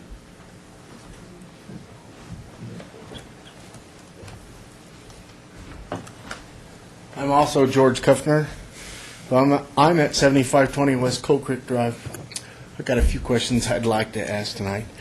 Back in August 23rd, in the minutes, I asked for something in writing about why we were using Taylor Coors instead of our own Public Works Director. And I missed the next meeting because I had a previous commitment, but I haven't got nothing in writing like I asked for. I don't think it's coming in writing. I'm happy to sit down with you about it. So. You said that, and I said I'd like something in writing, and I thought I would get something in writing. Okay. Well, to continue with that is I didn't get nothing in writing, and I haven't talked to nobody. But yesterday, I was walking my little dog around Sagamore, which I do once in a while, and I noticed over there on the south side of Sagamore now that there's some more markings on the street like they had on the streets on the north end for storm sewer replacement or boxes, vaults putting in. I haven't seen nothing to come up in the bid about it. I was just curious, are we just going to go ahead and just keep throwing our money at Taylor Coors? And I mean, as a small contractor, I feel it should go back to bid. It's a different job. It's on the other side of the subdivision. I'd like to see it go to bid. So what I'd suggest is talking to the Public Works Director. There's nobody here at the board that knows the details of what marking is on what street. So. Okay. Well, I mean, I'm just observing about. I know what the marks are, what they were for on the other side, and I presume that's what they're for on the other side, the south side. So I will call him tomorrow and ask him. I don't quite understand why up on 4th Street we put brand new pavement down, and a week later or so we go in there, and I guess they missed a water valve or maybe a blow-off or both, and they went back in there and they cut a 4x4 square out of it and put new boxes in, and then so now we got a patch on brand new pavement. I feel that we paid way too much money to have a brand new overlay that has a patch in it. You don't go buy a brand new car with 3 red doors and say, okay, well, we'll take this primer coat door because we were in a hurry or we ran out of red paint. We need to do something different about that. If that's brand new pavement, it all needs to be one layer of new pavement, not a patch in the middle of it, I feel. Because that will be the first place that it gives up. That'll be our next fix. I had a question. I come down and listen to you guys about the budget. And on the sweeping, we take money out of two different places in the budget.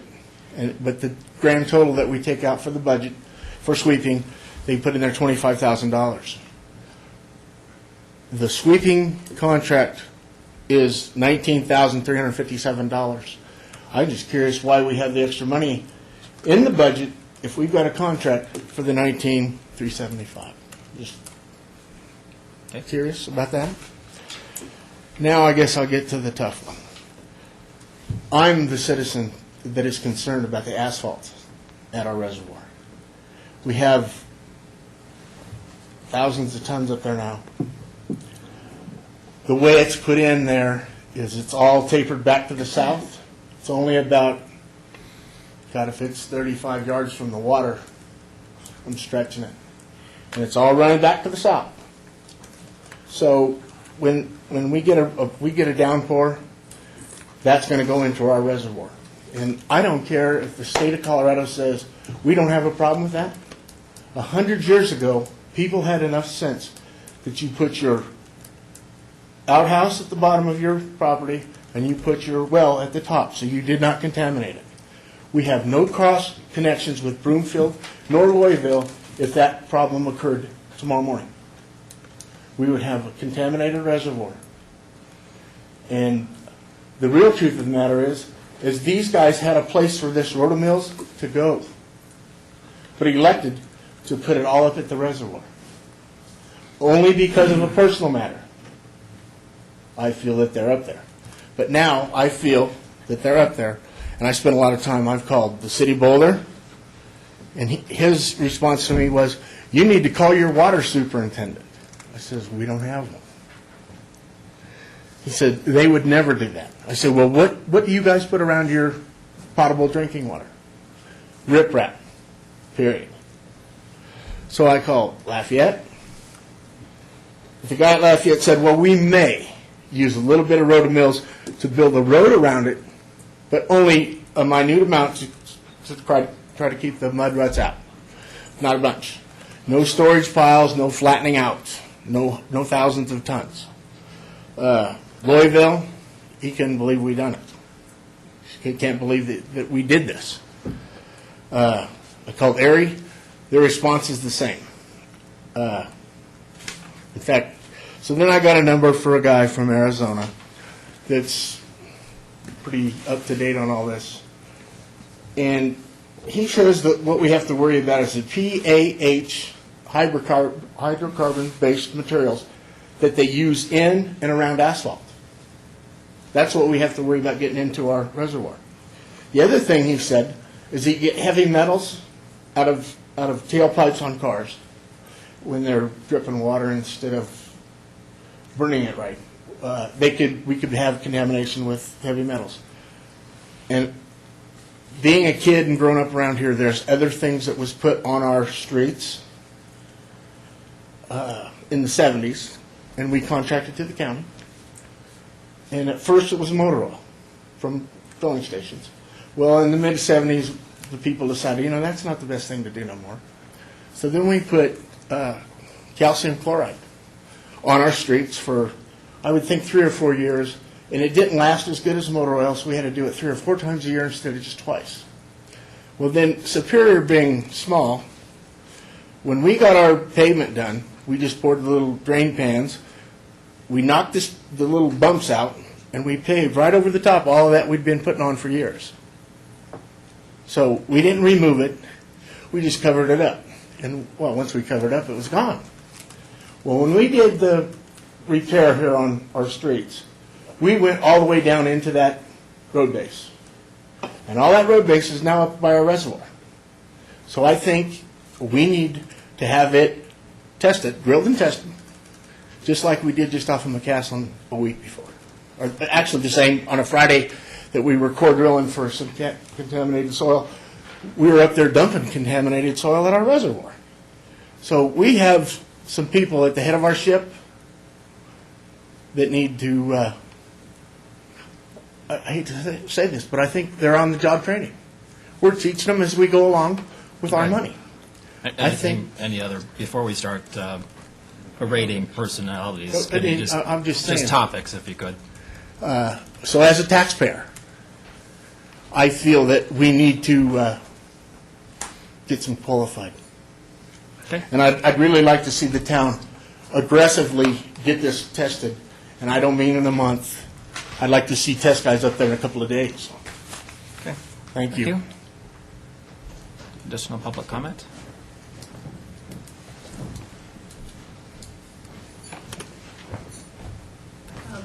I'm Sharon Tedeschi at 2070 Shamrock Drive here in Superior.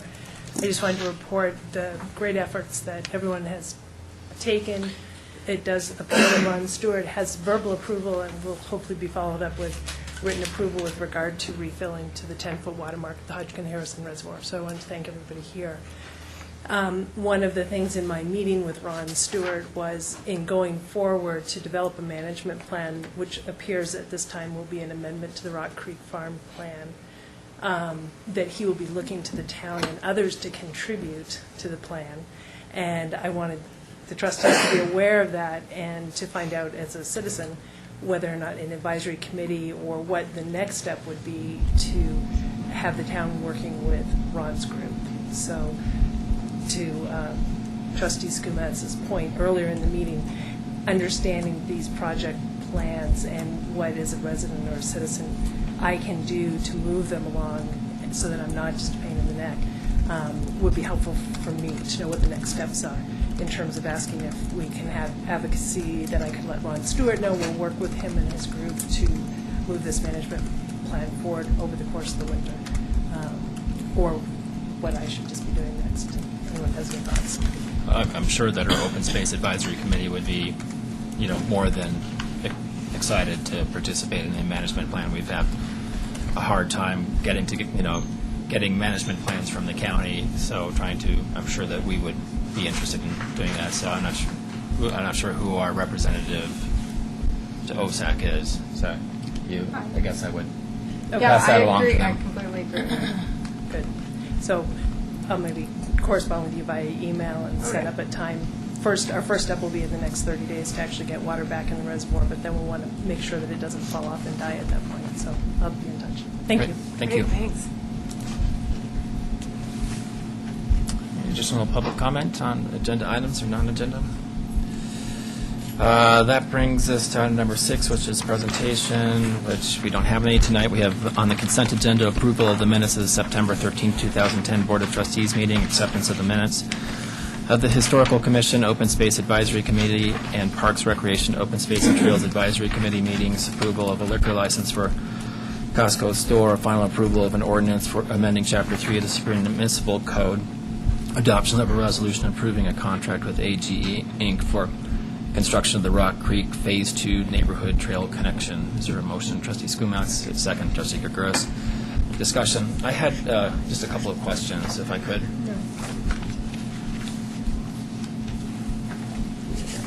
So it's not affecting my vote, but I just was wondering on 7F, what is the trail what's the surface that's going to be constructed? Is it crusher fine trail? I believe it's a soft trail.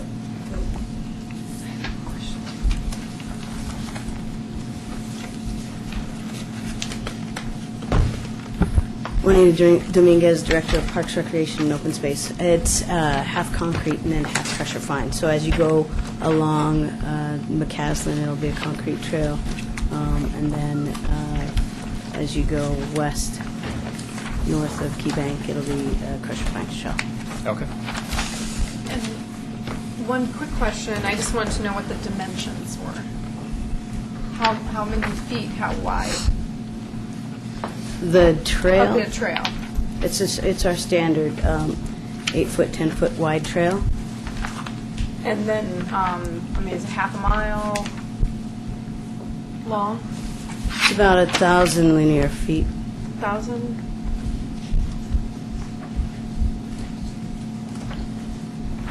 Okay. Okay. And then just in terms of the liquor licensing authority,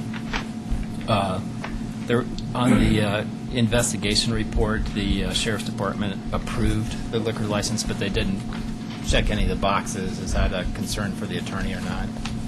No. Okay. And then I think there might be just one typo on the chapter 3. So just it's not consequential. So Do you want to let us know what it is now, or just do that? just give it to Phyllis. Yeah. So. It's a challenge to you. There you go. Right, you got to find it. Yes, exactly. Where is Waldo? Where is the typo? Right. So, with that, we have a motion and a second. Phyllis. Sorelli? Yes, except I will abstain on the minutes of the of the meeting from September 13th. Okay. Gregoris? Yes. Hanson? Yes. Buckle? Yes. Pennington? Yes. Skumath? Yes. Williams? Yes. Okay, that motion carries. Thank you very much. That brings us to item number, 7E, adoption of a resolution creating the Economic Development Committee. Trustee Skumatz. And I pulled it because there were a couple of points I wanted to discuss about it, but I'm understanding that perhaps the person who wanted to bring it forward as well is interested in seeing it tabled anyway. Yeah, I'd like to table it for a future meeting, possibly in October. The format of it is quite a bit different. The more I thought about it, the more I realized that we really want to stick with the original plan as close to it as possible. So I'd like to research it a little bit more, see what other communities are doing, and table it until maybe the latter part of October. I'm okay with that. I'm in favor of that. Okay, that's fine. So that the resolution creating the Economic Development Committee is tabled until the second meeting? Is that what you said, or first meeting? Latter part of October. So second meeting in October. Okay. Anything else regarding that matter? That brings us to item number 8, which is a public hearing and final approval of an ordinance adopting the 2010 Model Traffic Code. I'd like to open the public hearing. Phyllis, do you have proof of publication? Yes, I do. Thank you very much, Mr. Randall. Very briefly, first, the ordinance before you amends the existing model traffic code based on changes that have been made at the state level. We have had a number of local amendments, and as the attorney indicated 2 weeks ago, numerous nits to correct typographical errors included in the state legislation. It covers a number of things, many of which we've already talked about. It creates regulations for low-speed electric vehicles, including restrictions like we discussed in terms of age, lighting, and safety enhancements when we talked about our neighborhood electrical vehicles. It does allow for and regulate segways, despite the accident that happened today. I know, that's serious. It does ban the use of cell phones under the age of 18 and texting for all ages, things that we've already incorporated into our traffic code. It authorizes establishing minimum speed limits, of which we have some. It does require that those under the age of 18 must wear a helmet on a motorcycle. It does provide regulations and processes for the towing of abandoned vehicles. And it does establish rules that have received a lot of play here in Boulder County regarding the propriety for passing bicyclists that are on the pavement. That's the kind of thing that it includes. Okay, thank you. Questions or comments from the board? Trustee Gomez? Can't read yet. Traffic safety, endorse it? Absolutely. Thanks. Public comments regarding this issue? Anything else from the board? Seeing none, I'll close the public hearing and entertain any motions. Trustee Skumatz? I'd like to move Town of Superior Ordinance Number O-7, Series 2010. Oh, that's 8.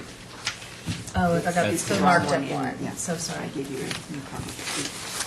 Series 2010, ordinance of the Board of Trustees of the Town of Superior for the regulation of traffic by the Town of Superior, adopting by reference the 2010 Model Traffic Code and providing penalties for violations thereof. Motion by Trustee Skumatz. Is there a second? Trustee Gregoris, further discussion? All in favor? It's unanimous. Thank you very much. That brings us to item number 9. And once again, I'd also like to just incorporate number 10 since they're intimately related. Adoption of a resolution amending Superior Metropolitan District Number 1 Board of Directors Rules and Regulations in consideration of the Bennett's request regarding SDFs. Mr. Randall?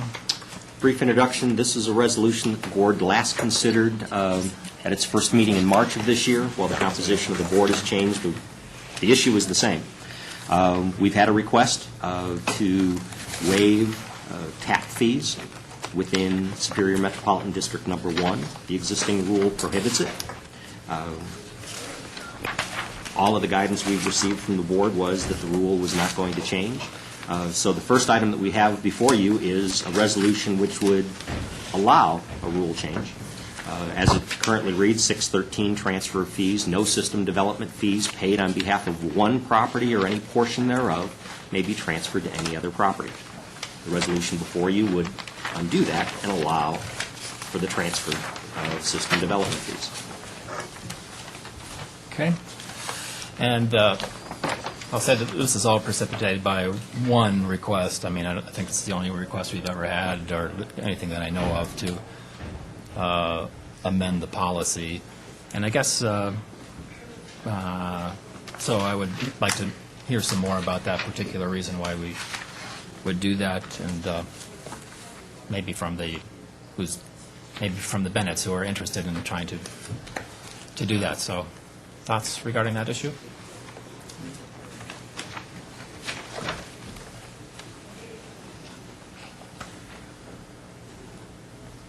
Gentlemen, good evening.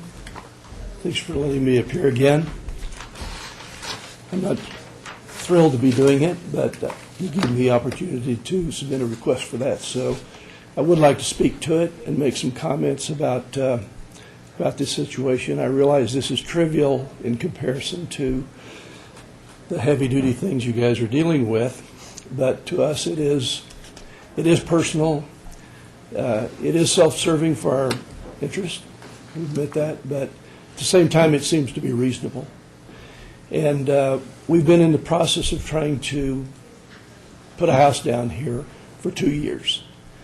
And several things happened. One of them was recession that hit just at the time we were coming in. I know you don't control the happenings of recessions, but it did affect us because the loan commitment that I had to do this went away. And through that period following, we were scrambling to try to do everything we could to try to figure out how to make the deal work.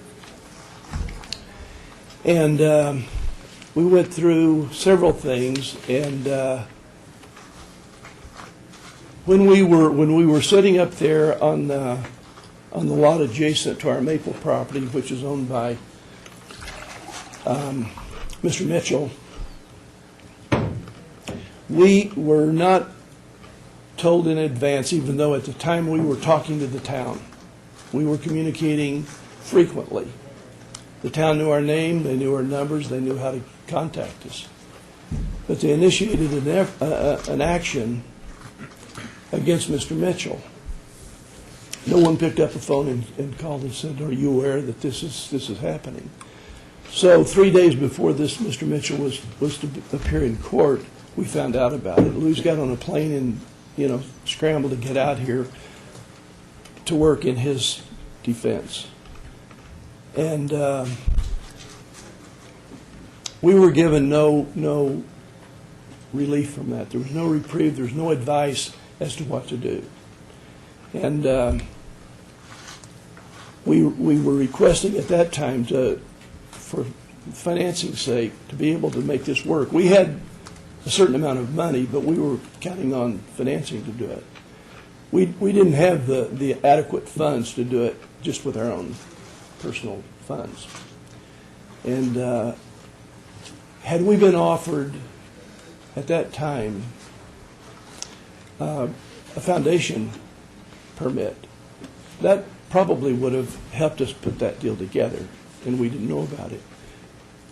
Nor did we know when we started the project on Maple that full water sewer would be required to bring it down to the second lot of that replatted lot.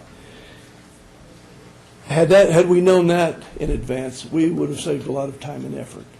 So The misfires that happened then didn't help. I'm not pointing my finger at anybody. I think my relationship with the town has always been cordial. I've had, it's not our style to raise hell and try to create a problem, rock the boat, and try to do things that are impossible.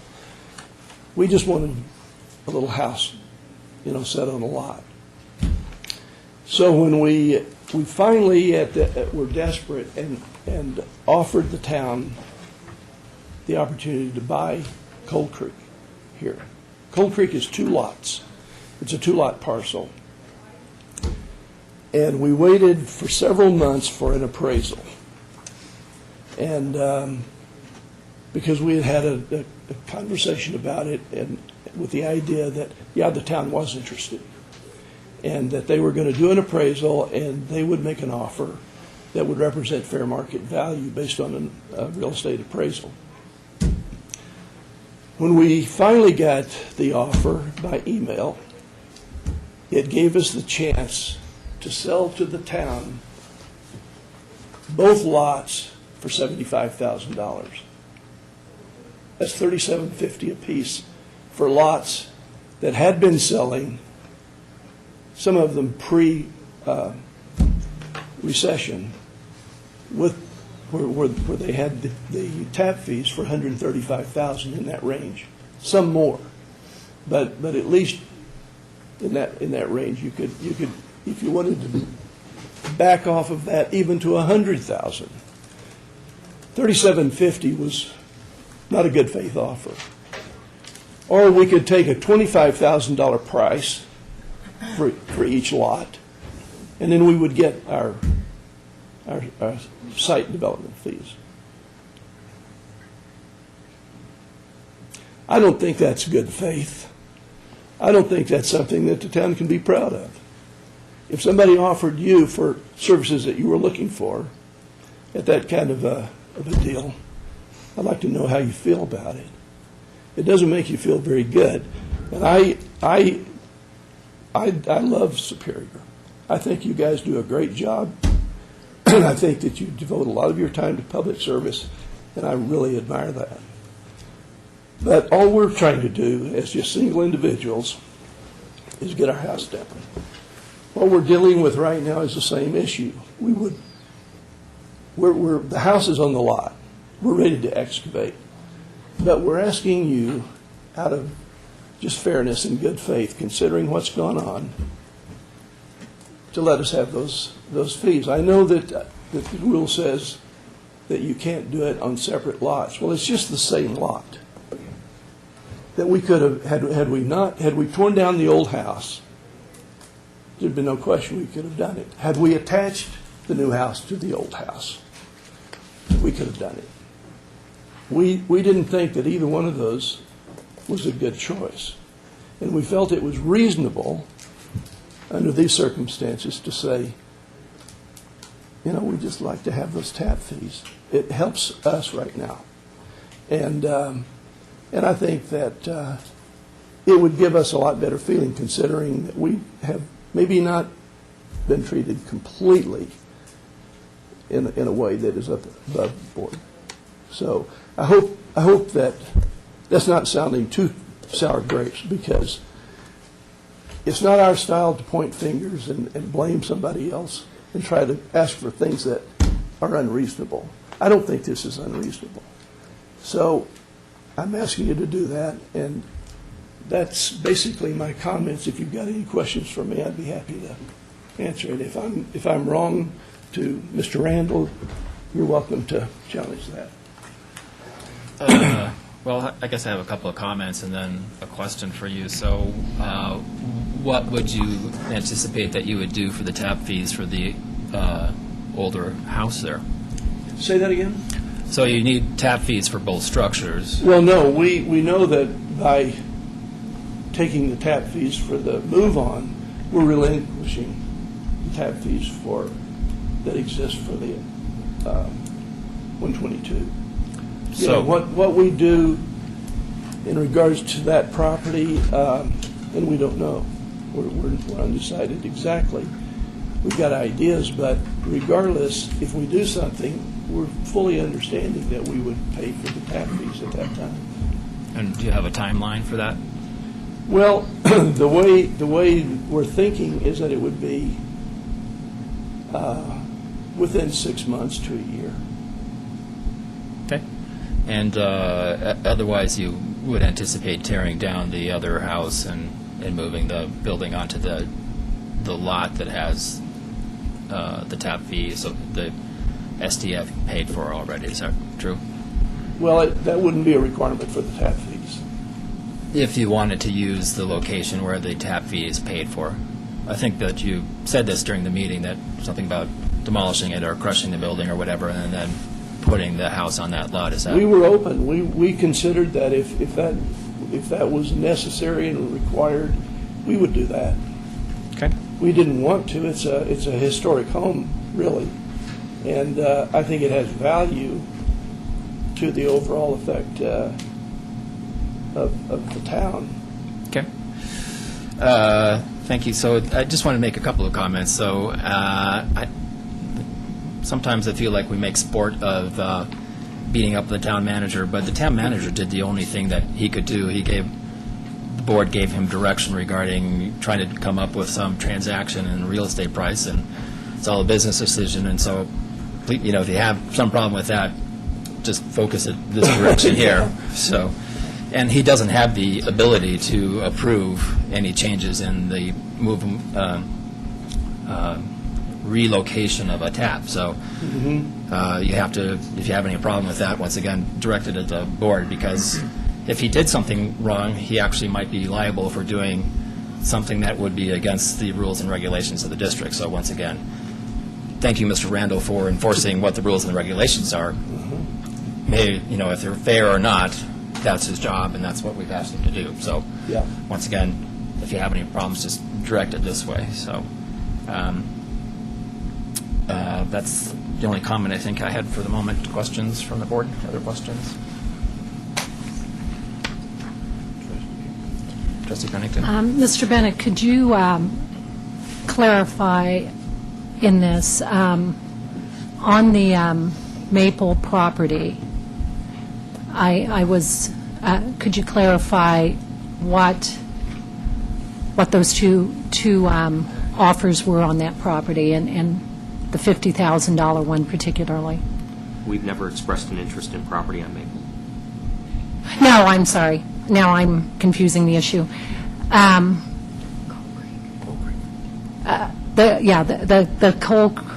offer for the Coal Creek and the interrelationship with Maple. What I'm understanding is that you were offered some waiver of tap fees on the Maple. Could you speak to that? Well, the way the offer was worded is, when this came from Jane Wolford for the council, that it was an A and B offer. One offer was for $75,000 straight. The other was for $25,000 per lot, and we would get the SFD, or that, however that. Right. So what's confusing me about that particular issue is if, in fact, when we make a real estate offer, we are offering a transfer of SDFs That's the way we from one property to another. I think it was a waiver. A waiver No, it wasn't. No. What was it? We had a two-prong offer, since obviously the issue, and it was very clear to us, though I don't like discussing our land acquisition strategies, but the issue was, here's cash, or here's cash, and we'll pay the rest of your bills. There's a big difference between waiving the fee and us paying the fee on behalf of the applicant. It was not a waiver. We've seen documentation or correspondence that we specifically say, we'll waive the tap fees if you agree to sell us this property. We don't have the ability to waive the tap fees. We had the same issue when we installed restrooms in Town 9 and in Purple Park. town can't and doesn't waive fees. We have the ability per the SMD1 code to waive tap fees. It's stated in 2.5 and it's stated in 5.7.4 that we can waive tap fees in unique situations. And I would say that this is extremely unique. Will it happen again? I don't think so. If everything fell into place again, boy, I would be surprised. We, on the Maple Street property, they hired engineers, they hired surveyors, they've worked with town staff, and they paid money for all this, only to find out that there's no water and sewer access. So not only would they have to pay tap fees, they would have to pay to have the pipe run down there. We created a financial hardship partially for this couple. How? So if I could just, so we didn't do anything to make a financial hardship for anybody. I mean, I'm sorry about the recession, but we weren't responsible for that. And we didn't ask to have the house moved onto the property. So that's, there is some due diligence that's required upon anybody who's going to do a real estate transaction. So What transpired was that there was an application to re-subdivide the platted lots in the 200 block of Maple. That went through the Plan Commission and then got withdrawn by the applicant.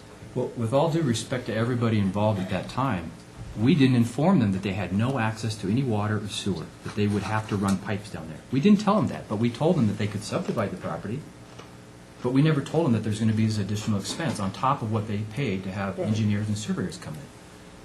So in my eyes, we did create some financial hardship because we required them to pay those services for the engineers and the surveyors.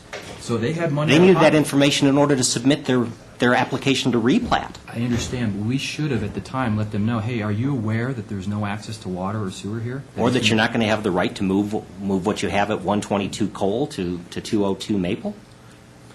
Well, I agree, but again, in light of all that, their property on Coal Creek was up for sale. We made them a ridiculously low offer on that property, and we also offered them to pay, that we would waive tap fees. So the board. No, we never offered to waive. If I could just. And the appraisal that the board based its offer on, and the board has seen, is not ridiculously low. Right. And this was what the board offered. It's not what the manager offered, it's what the board offered. Did the board offer to go to them for $75,000 or $50,000 in waiving tap fees? If the board wants to disclose its conversations in executive session, but at the end of the day, yes. And they saw the appraisal. As much as people might want to think that their properties are worth $300,000, it isn't. The appraisal? Once again, this is probably not where we want to go. It's not relevant to the current. I'm sorry, but I think that it is relevant because of the chain of events that have happened. That all of this is relevant on their case, and that they've done everything possible to try and get a house on.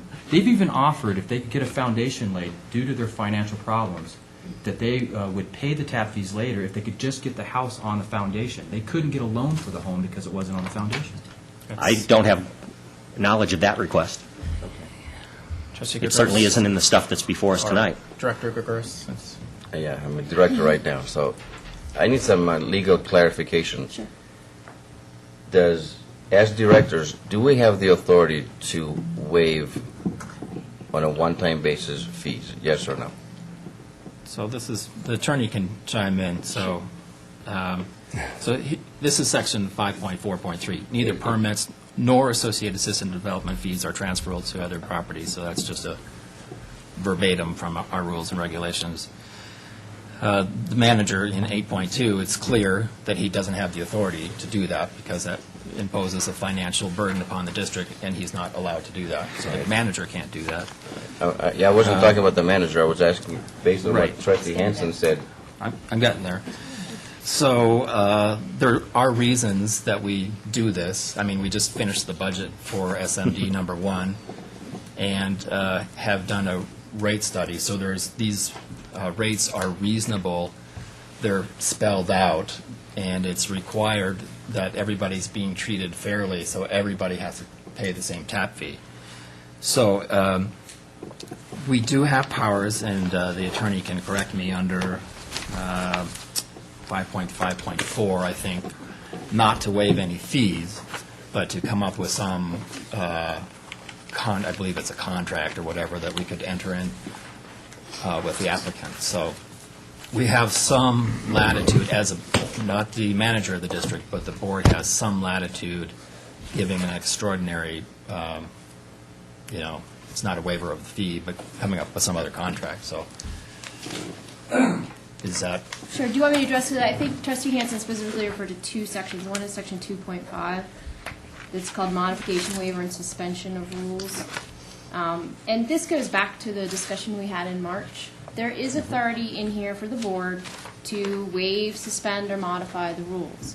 My recommendation then, and it remains the same today, is that we have some criteria for a waiver before we start giving out waivers. There are no criteria contained in Section 2.5. So when we came to the board in March, we said, here's the opportunity for the board to adopt some criteria and grant waivers based on those criteria. And those criteria included hardship and some other things like that.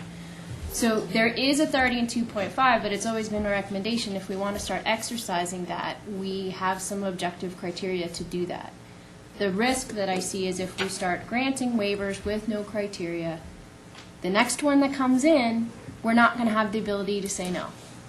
So that's why I've always said, yes, there is, the language is in 2.5, and it is in 5.7.4. I don't know that 5.7.4 was intended to apply to this situation, but there is some ambiguous language in 5.7.4 that could possibly allow for an exception.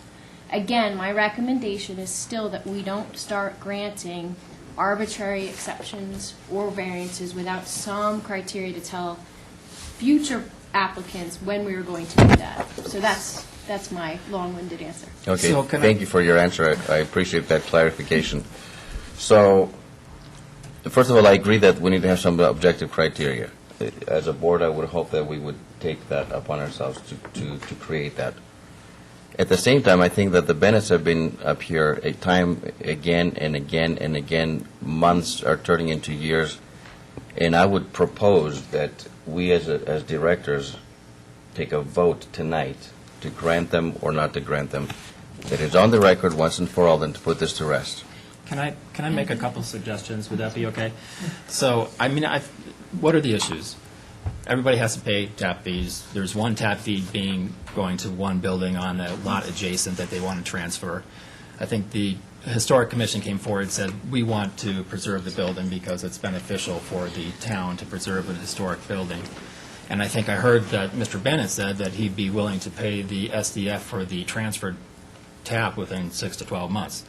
So I think that we can put all of it without, and I would not recommend changing any of the rules of the district, but we could come up with some contract or agreement where you would preserve the historic building, we would transfer the tap to the building that you want to build on, that you pay us the SDF for the historic building within a time reasonable that could be drafted from the staff.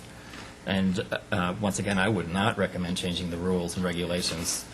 Once again, I think I said I spoke to second graders recently, and the rules and regulations and laws, there's a variety of reasons that we have them, but one of them is that we treat everybody fairly and equally, because if we start doing things differently without a very compelling case, I just don't think that's a direction we want to go. So I think that we can accomplish everything that you want. The FCS get promptly paid to the district, and everybody can be happy. That would be my recommendation. So those are your three basic criteria? Trustee So Gagaris? I would say, as Trustee Hansen mentioned before, that this is a compelling case. I mean, this is what it comes down to for me. I agree with you that we shouldn't change rules, certainly not arbitrarily without objective criteria. But sometimes in life there's the letter of the law and the spirit of the law. And I think for us as a town, the spirit of the law would dictate that we grant them what they have asked for. Personally, that's how I feel, and that's how I would vote. So I'm going to ask the attorney, do you think that you could craft some language that would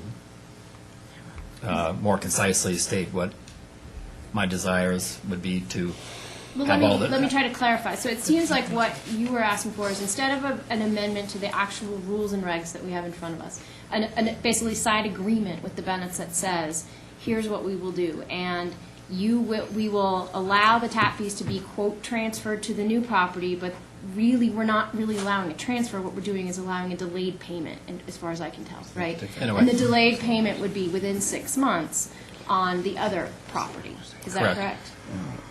Well, that is not correct, actually. That is That's not what I, correct. that's what I said. That's what the Okay. mayor That's said. absolutely correct. That's what the mayor's What I asking. asked. Okay, yeah. And the benefit of that is that we would then preserve a historic building.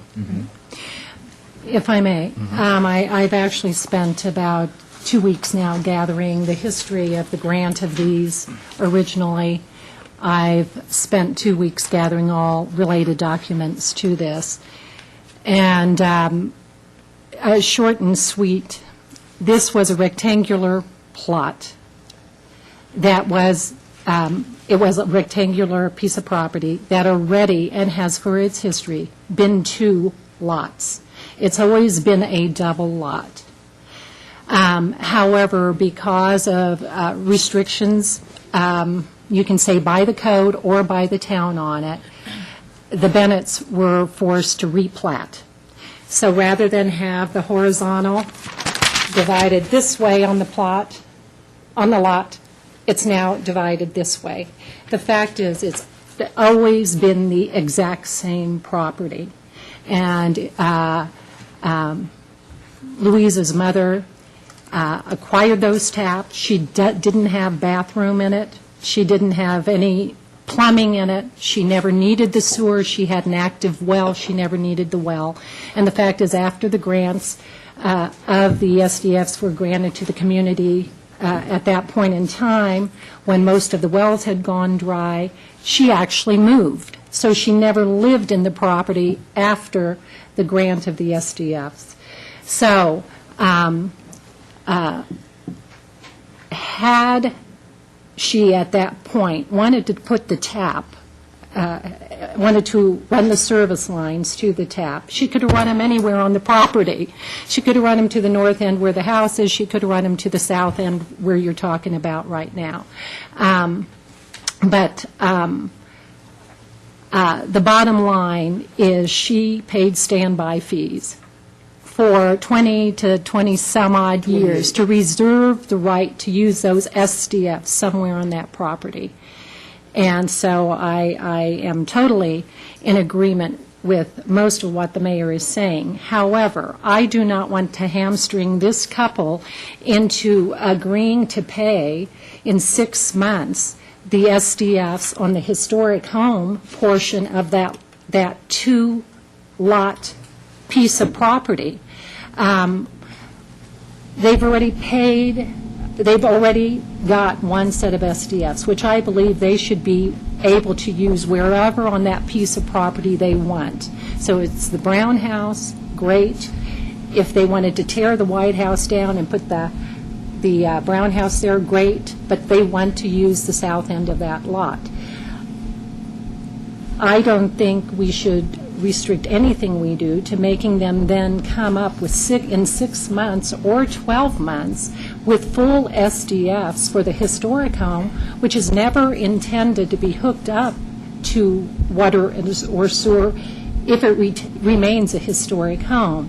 If, on the other hand, you ever choose to bequeath that historic home to the town and have it removed from the property, or knock it down, which is not what I think is in the best interest of this community, and which expressly the Historical Commission does not want to happen. But should you, as you can do it, should you choose to do it, and should you choose to sell that lot for development to another party, or choose to develop yourself, then and only then would I say that they should be required to pay the full SDFs on that particular lot. I agree with that.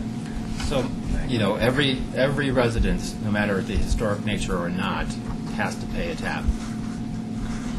So, it's not an option.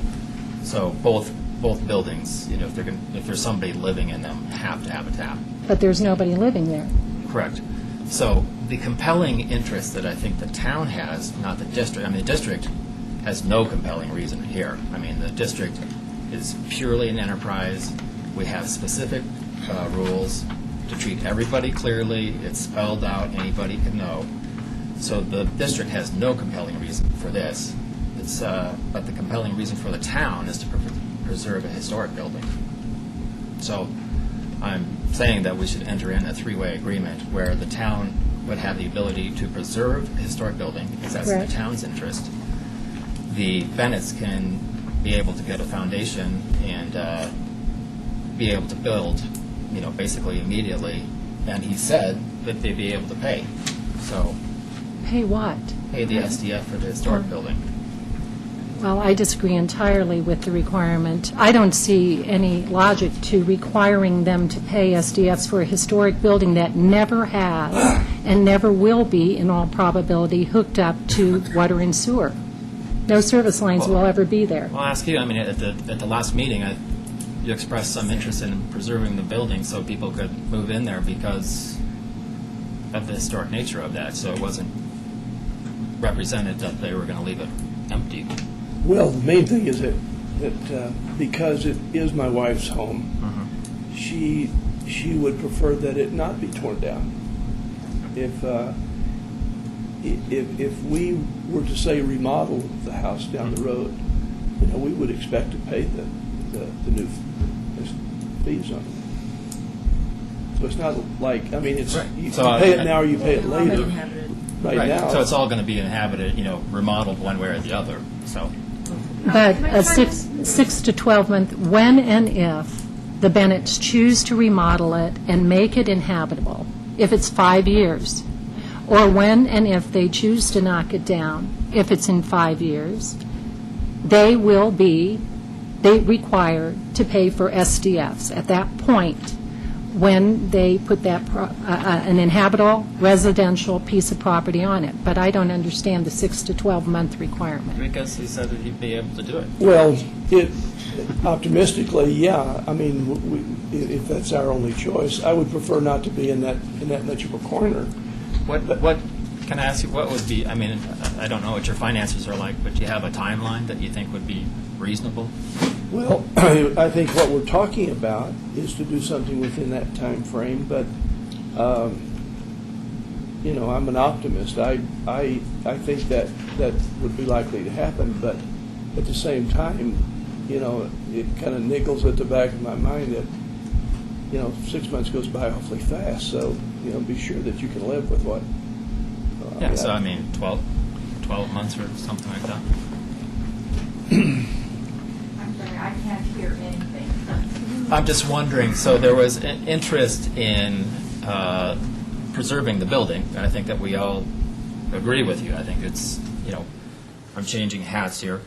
The Metropolitan District doesn't care one way or the other what you do with the building. So the town has some interest and was expressed by the representative of the Historic Commission that we would love to have that house preserved. It's going to be remodeled, but to preserve it. So my understanding is that that's what you want to do. Or we've even considered,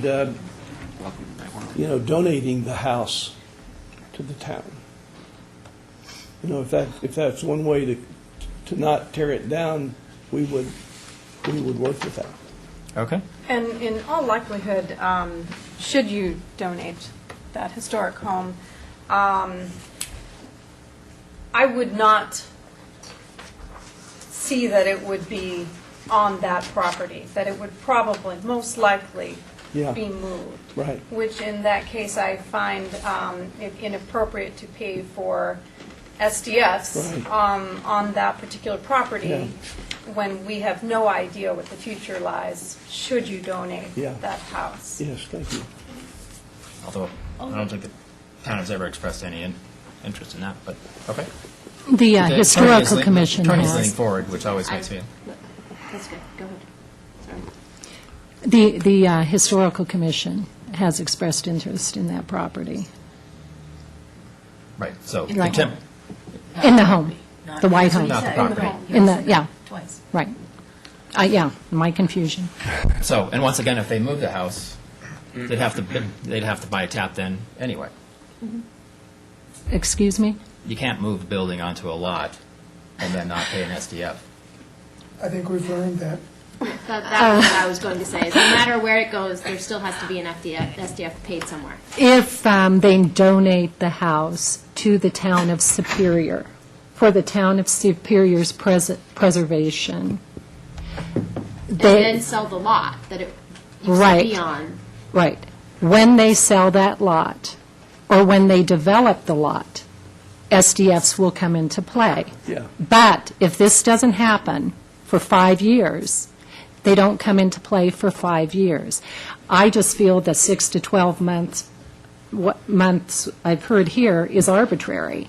And so I would pose to Mr. Bennett, would you agree for the first two parts, that, what the mayor said, and agree to pay those SDFs as they are appropriate when, or as they are required when development occurs on that property? Well, obviously, the time when that property goes into a new development would be much more comfortable. I mean, we're going to be here, I'm sure, for a long time. We're probably going to retire here. So we're trying to structure, our property situation so that we've got a little bit better retirement. That's what we're trying to do. But if we could get an agreement of a period with a little bit more room than 12 months, I think that would definitely be more comfortable. Sir, do you have a time? And then Director Skumatz, but can you give me sort of what would you feel comfortable with? Well, I like the sound that whenever you do develop it, because it's not going to be dormant for a long period of time. Well, that's you have to do that anyway. So that's not an option. So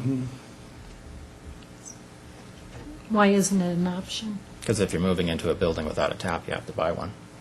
We're not, That's what he was saying. The development. He doesn't want any restrictions, other than the ones that are by law. That's what he's saying. I guess I'm Repeat that confused for me, now. please, Mayor. No time. What I'm saying is that you said, well, I'd be more comfortable when it was developed to pay the tap fee, if I'm saying that correctly, which is fine because it's required to do that. Yeah. There's no option associated with that. When do you plan on developing that portion of that property? Well, like I say, we have a goal to do it as soon as we can. Right now, we want to finish this house and get it completed and get that done. And then we were going to start concentrating on it. And we were thinking about either remodeling it, adding on to it, keeping the character of the house, making it a nice livable house, or donating the house at no expense to us to the town. We kicked that around. The selling of that property is always an outside chance, but, that could trigger the tap fee too. I mean, that would work too. Director Skumatz. I think that the proposal that the mayor was crafting wasn't arbitrary in the time limit. It was based on the discussions and the presentation by Mr. Bennett last time and the earlier part of this night, this evening. So I don't think it was arbitrary. I think it was trying to respond to what was being portrayed as the plan and responding to that plan. So I guess that was my hope, at least. And I think he looked at what was suggested last time and tried to pull together something that would meet those demands. So I didn't take it as arbitrary at all. I took it as very responsive to what you had described. Regardless, I appreciate your effort to try to accommodate. Even if it's not as good as I want, I think it's something we'll live with. So. Okay. Mr. Bennett, correct me if I'm wrong, but are you saying that you'd be willing to do the 6 to 12 months if you felt that was the only option? Because if that's the case, I'd say no. Let's 6 years. Say 6 years. I mean, don't back yourself into that corner. Well, it does make me a little uncomfortable because we didn't expect that this was going to take 2 years to go through what we've done, and yet here we are. So, why don't you, if you can, let me have a chance to counsel with my wife and get back to you. I think Then that we'll would. get it tonight. Yeah, I'd like to make a Yeah. decision tonight. You have to, at the mic, if you wouldn't mind. Before, You have to be at the mic, sorry.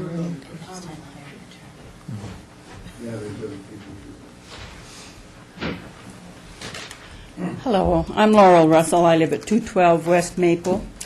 I was on the town board when the negotiations for the sewer and water were happening here in town, and I'm hearing that they would like this to be fair and equal, and I'm hearing that talking about waiving tap fees. And I don't understand waiving tap fees, because in the first place, these people have paid for this. This come in with our original properties, and it's been taken care of, it's been paid for, they've paid the fees on it. So it's not like you're waiving anything. That's what everybody in town got. When when the board was considering development coming into this community, what we wanted to do was see that the property owners in original town received water and sewer taps at a fee that everybody could afford. That was the whole purpose of the development. And for the water and sewer taps, they were supposed to be allocated to the property owners, and the property owners paid a fee. I don't remember any restrictions at that time as to the placement of the taps on the property. Regardless of whether the property was one lot or two lots. Their property happens to be two lots, 14,000 square feet, which is exactly what my property is, 14,000 square feet. Nobody told me where to place my taps. I could have placed it just as Trustee Pennington said, anywhere on my property, and I did. And I'm sure there are other properties in town that did the same thing. So to me, some of this is complex rather than simple. All they're asking is to use the tap fees that belong to that property. And that property is 14,000 square feet. I don't care if they've replatted it or what they did. A lot of that is due to what all's occurred prior to this. But they should be entitled to have one tap fee that's already been paid for. You are not waiving it for that property. And if they use it at the Brown house, fine. As far as the other house, what they do with that is totally irrelevant as far as I'm concerned, because if they would decide to do anything with it that a person would move into, they'd have to pay additional fees for it. They know that.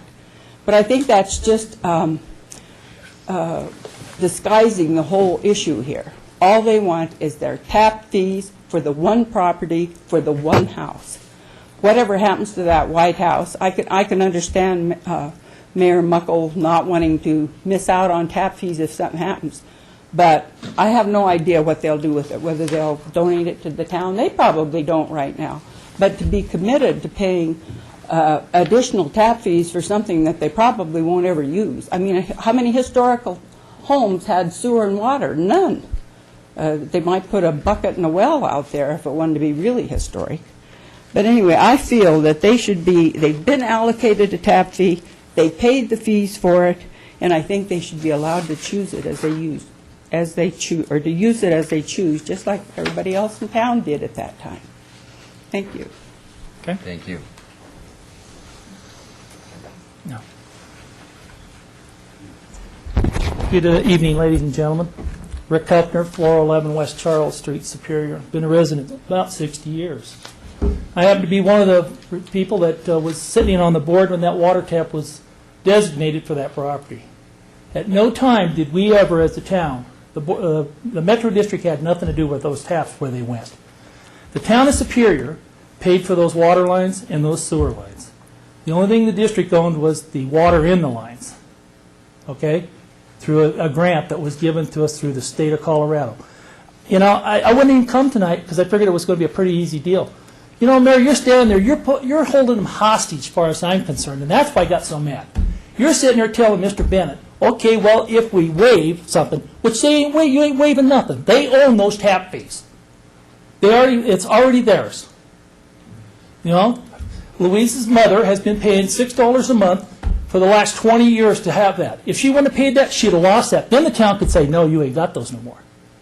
All right? And then you're saying, well, you need to, in 6 to 12 months, pay another fee, another $30,000 to a house that probably will never be lived in. I don't think that's fair. I think when they get ready to come forth for a building permit for that other lot, okay, then they're going to have to pay them tap fees to the Metro District. But until then, I disagree with you trying to do that and hold them hostage. Okay. And I think that you should look at letting them move the tap over where they need it, because her mother's the one that said put it there. She could have put it down on the corner of the lot. Then you wouldn't be in this right now. The tap was to serve the property. True. But one tap per lot, not property, just to make sure that we're all clear. lots there. Right. Right. There was a two-lot property, and there was one tap. For one lot. No. The house was on the house Okay. is on the All I horizontal know line. is I read every building, every residence I've requires a tap. I've got the plat, if you would like to see it, Doesn't Mayor. matter what the plat is. All I'm saying is that that's what our rules and regulations state. But their house was an exception at the time as well. George. All right, here we go. George Kupfer, 109 South Fourth. I'm involved in all this also when it was conceived in this town. Mr.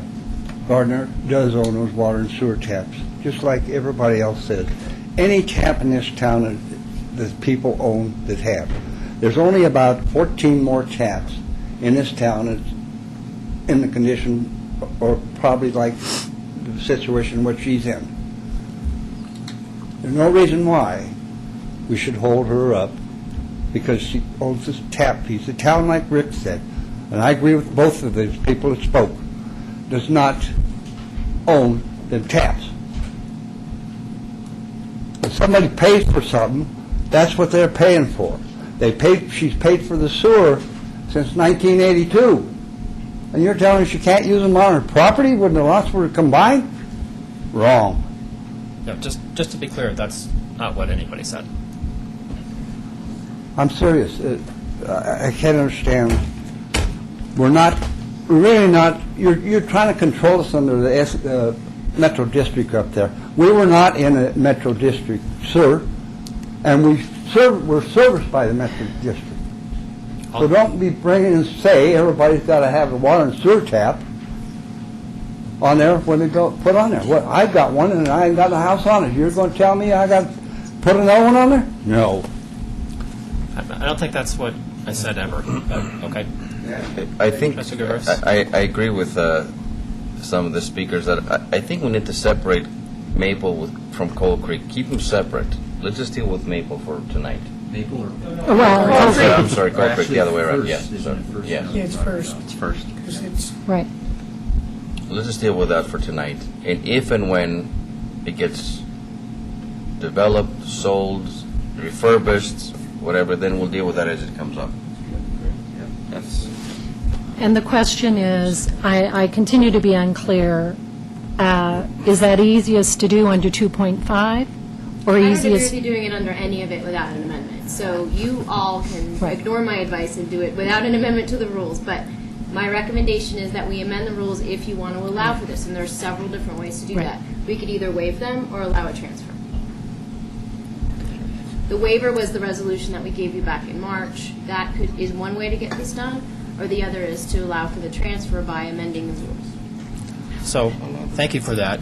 I have a fiduciary responsibility to the district, speaking as the president.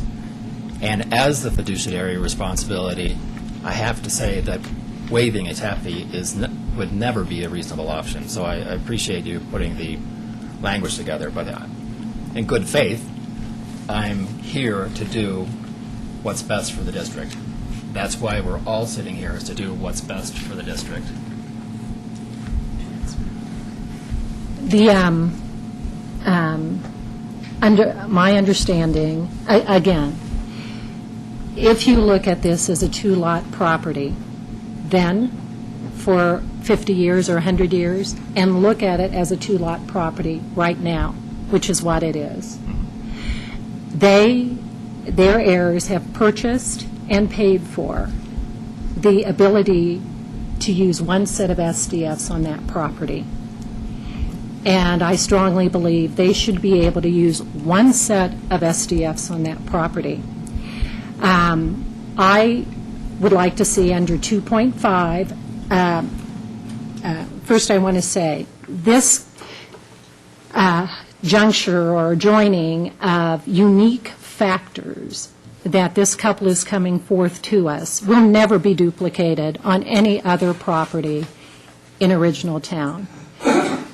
It's a unique set of factors that includes a historic property that hasn't been lived in 30 years, and most likely will never, ever be lived in. And it will either remain a historic property or will be donated, bequeathed to an historical entity that's interested in the historic property. If we aren't, I believe you've got several other historical entities that are interested in that house. So, under because of the unique set of circumstances that won't be duplicated, I would like to see under 2.5, if what they need is a technical transfer, because now somehow this is two separate lots, then I would like to see a transfer of the SDFs on 122 Coal Creek to, 104? 104 First. These are contiguous properties that are the two-lot property that it's always been. I do have here prepared a way to amend the rules and regulations. That, to me, gets into a very long process about the 6 variables that, I've got identified 6 variables that would have to be addressed in amending that rule and reg. I'm happy to do that at a later time, very quickly later, next meeting, the following meeting, when we agree on the variables, if in fact we choose to heed the attorney's advice that we codify this. But for tonight, I see absolutely no harm to the town, no harm to fiduciary duty, either as a town trustee or as a director, of transferring those SDFs over, and with the Bennetts recognizing that if any development of any kind ever happens on 122 Coal Creek, new SDFs must be paid on 122 Coal Creek. If I could just speak to one thing on that. Amending the rule later doesn't solve, unfortunately, the legal problem we would be creating tonight by approving without the rule in place. I understand where you're going with it. It just doesn't, it won't fix the problem. I just want everyone to know that. But since 2.5 and 5.7.4, but I believe it is 2.5, allows us to modify, suspend, or waive in writing, I believe we do have the legal authority to do such. Huh? If we suspend it. Well, no, if we modify. Modification is allowing that transfer to occur. So long as the modification is of the rule. Well, I think what Trustee Pennington is saying is modifying to allow only in this case, and not to modify the rule is what, Right. What I'm hearing. That's what he's saying. Create an exception. Can you read the language specifically? From 2.5, the board or the manager acting on instructions of the board shall have the sole authority to waive, suspend, or modify these rules and regulations. Such waiver, suspension, or modification may be made upon any condition deemed necessary or appropriate by the board or the manager. Such waiver, suspension, or modification must be in writing and signed by the board or the manager. Any such waiver shall not be deemed an amendment of these rules and regulations. And then it continues. Further, no waiver of any one section shall be deemed a continuing waiver of any other section.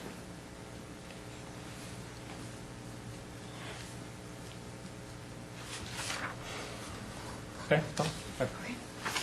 I thought I came up with some reasonable way to solve this problem. I'm opposed to waiving the rules. I'm opposed to modifying the rules, and there's a reason, once again, rules are in place. So otherwise, I hate to say it, I think it's somewhat discriminatory that we're creating 2 classes of residents, one that will give a tap to free and one that we won't. Property owners. Property owners. Lot owners, to be more specific. All I would say is that we would be allowing them just to move the tap and use it where they want to use it on the property that they've owned for so long. Whether we call it a waiver or we call it a transfer, whatever it is, I say that we vote for that. Director Skumatz. I has anybody up here proposed a waiver? I don't think so. I think everybody's talked about a transfer, haven't they? Well, let's see. It's either a waiver of the rule No. or a transfer of the... A waiver of the rule. I Oh. think, yeah, I think we're talking about a waiver of the rule that says no transfers, which maybe we should just allow the transfer and make it a little easier from a semantic standpoint. And I guess, I thought that the way that the mayor was proposing it was an elegant way of getting around the problem and being able to, and letting us move forward tonight with no further problems.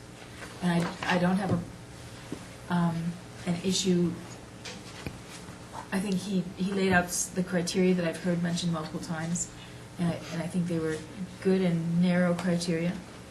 And I guess the only question that I see deviating from what he proposed is, I think he was responding to I think we can't assume that the house will never be occupied or will never be done anything but donated, because he specifically said they may remodel it for somebody to move into. At which point they will pay. We can't make those, all those caveats that I heard. I think that part doesn't make sense, but I don't have a problem with taking what the mayor said, but removing the specific time limit and just requiring that it be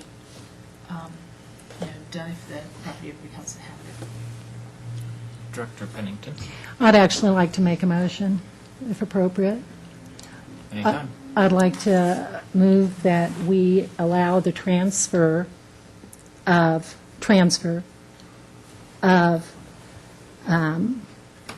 the taps from what has become to be known as the 122 portion of the property, 122 Coal Creek portion of that property, otherwise known as 1A according to the Planning Commission, to the 104 portion of that property, which Planning Commission has called 2A of the historical property, of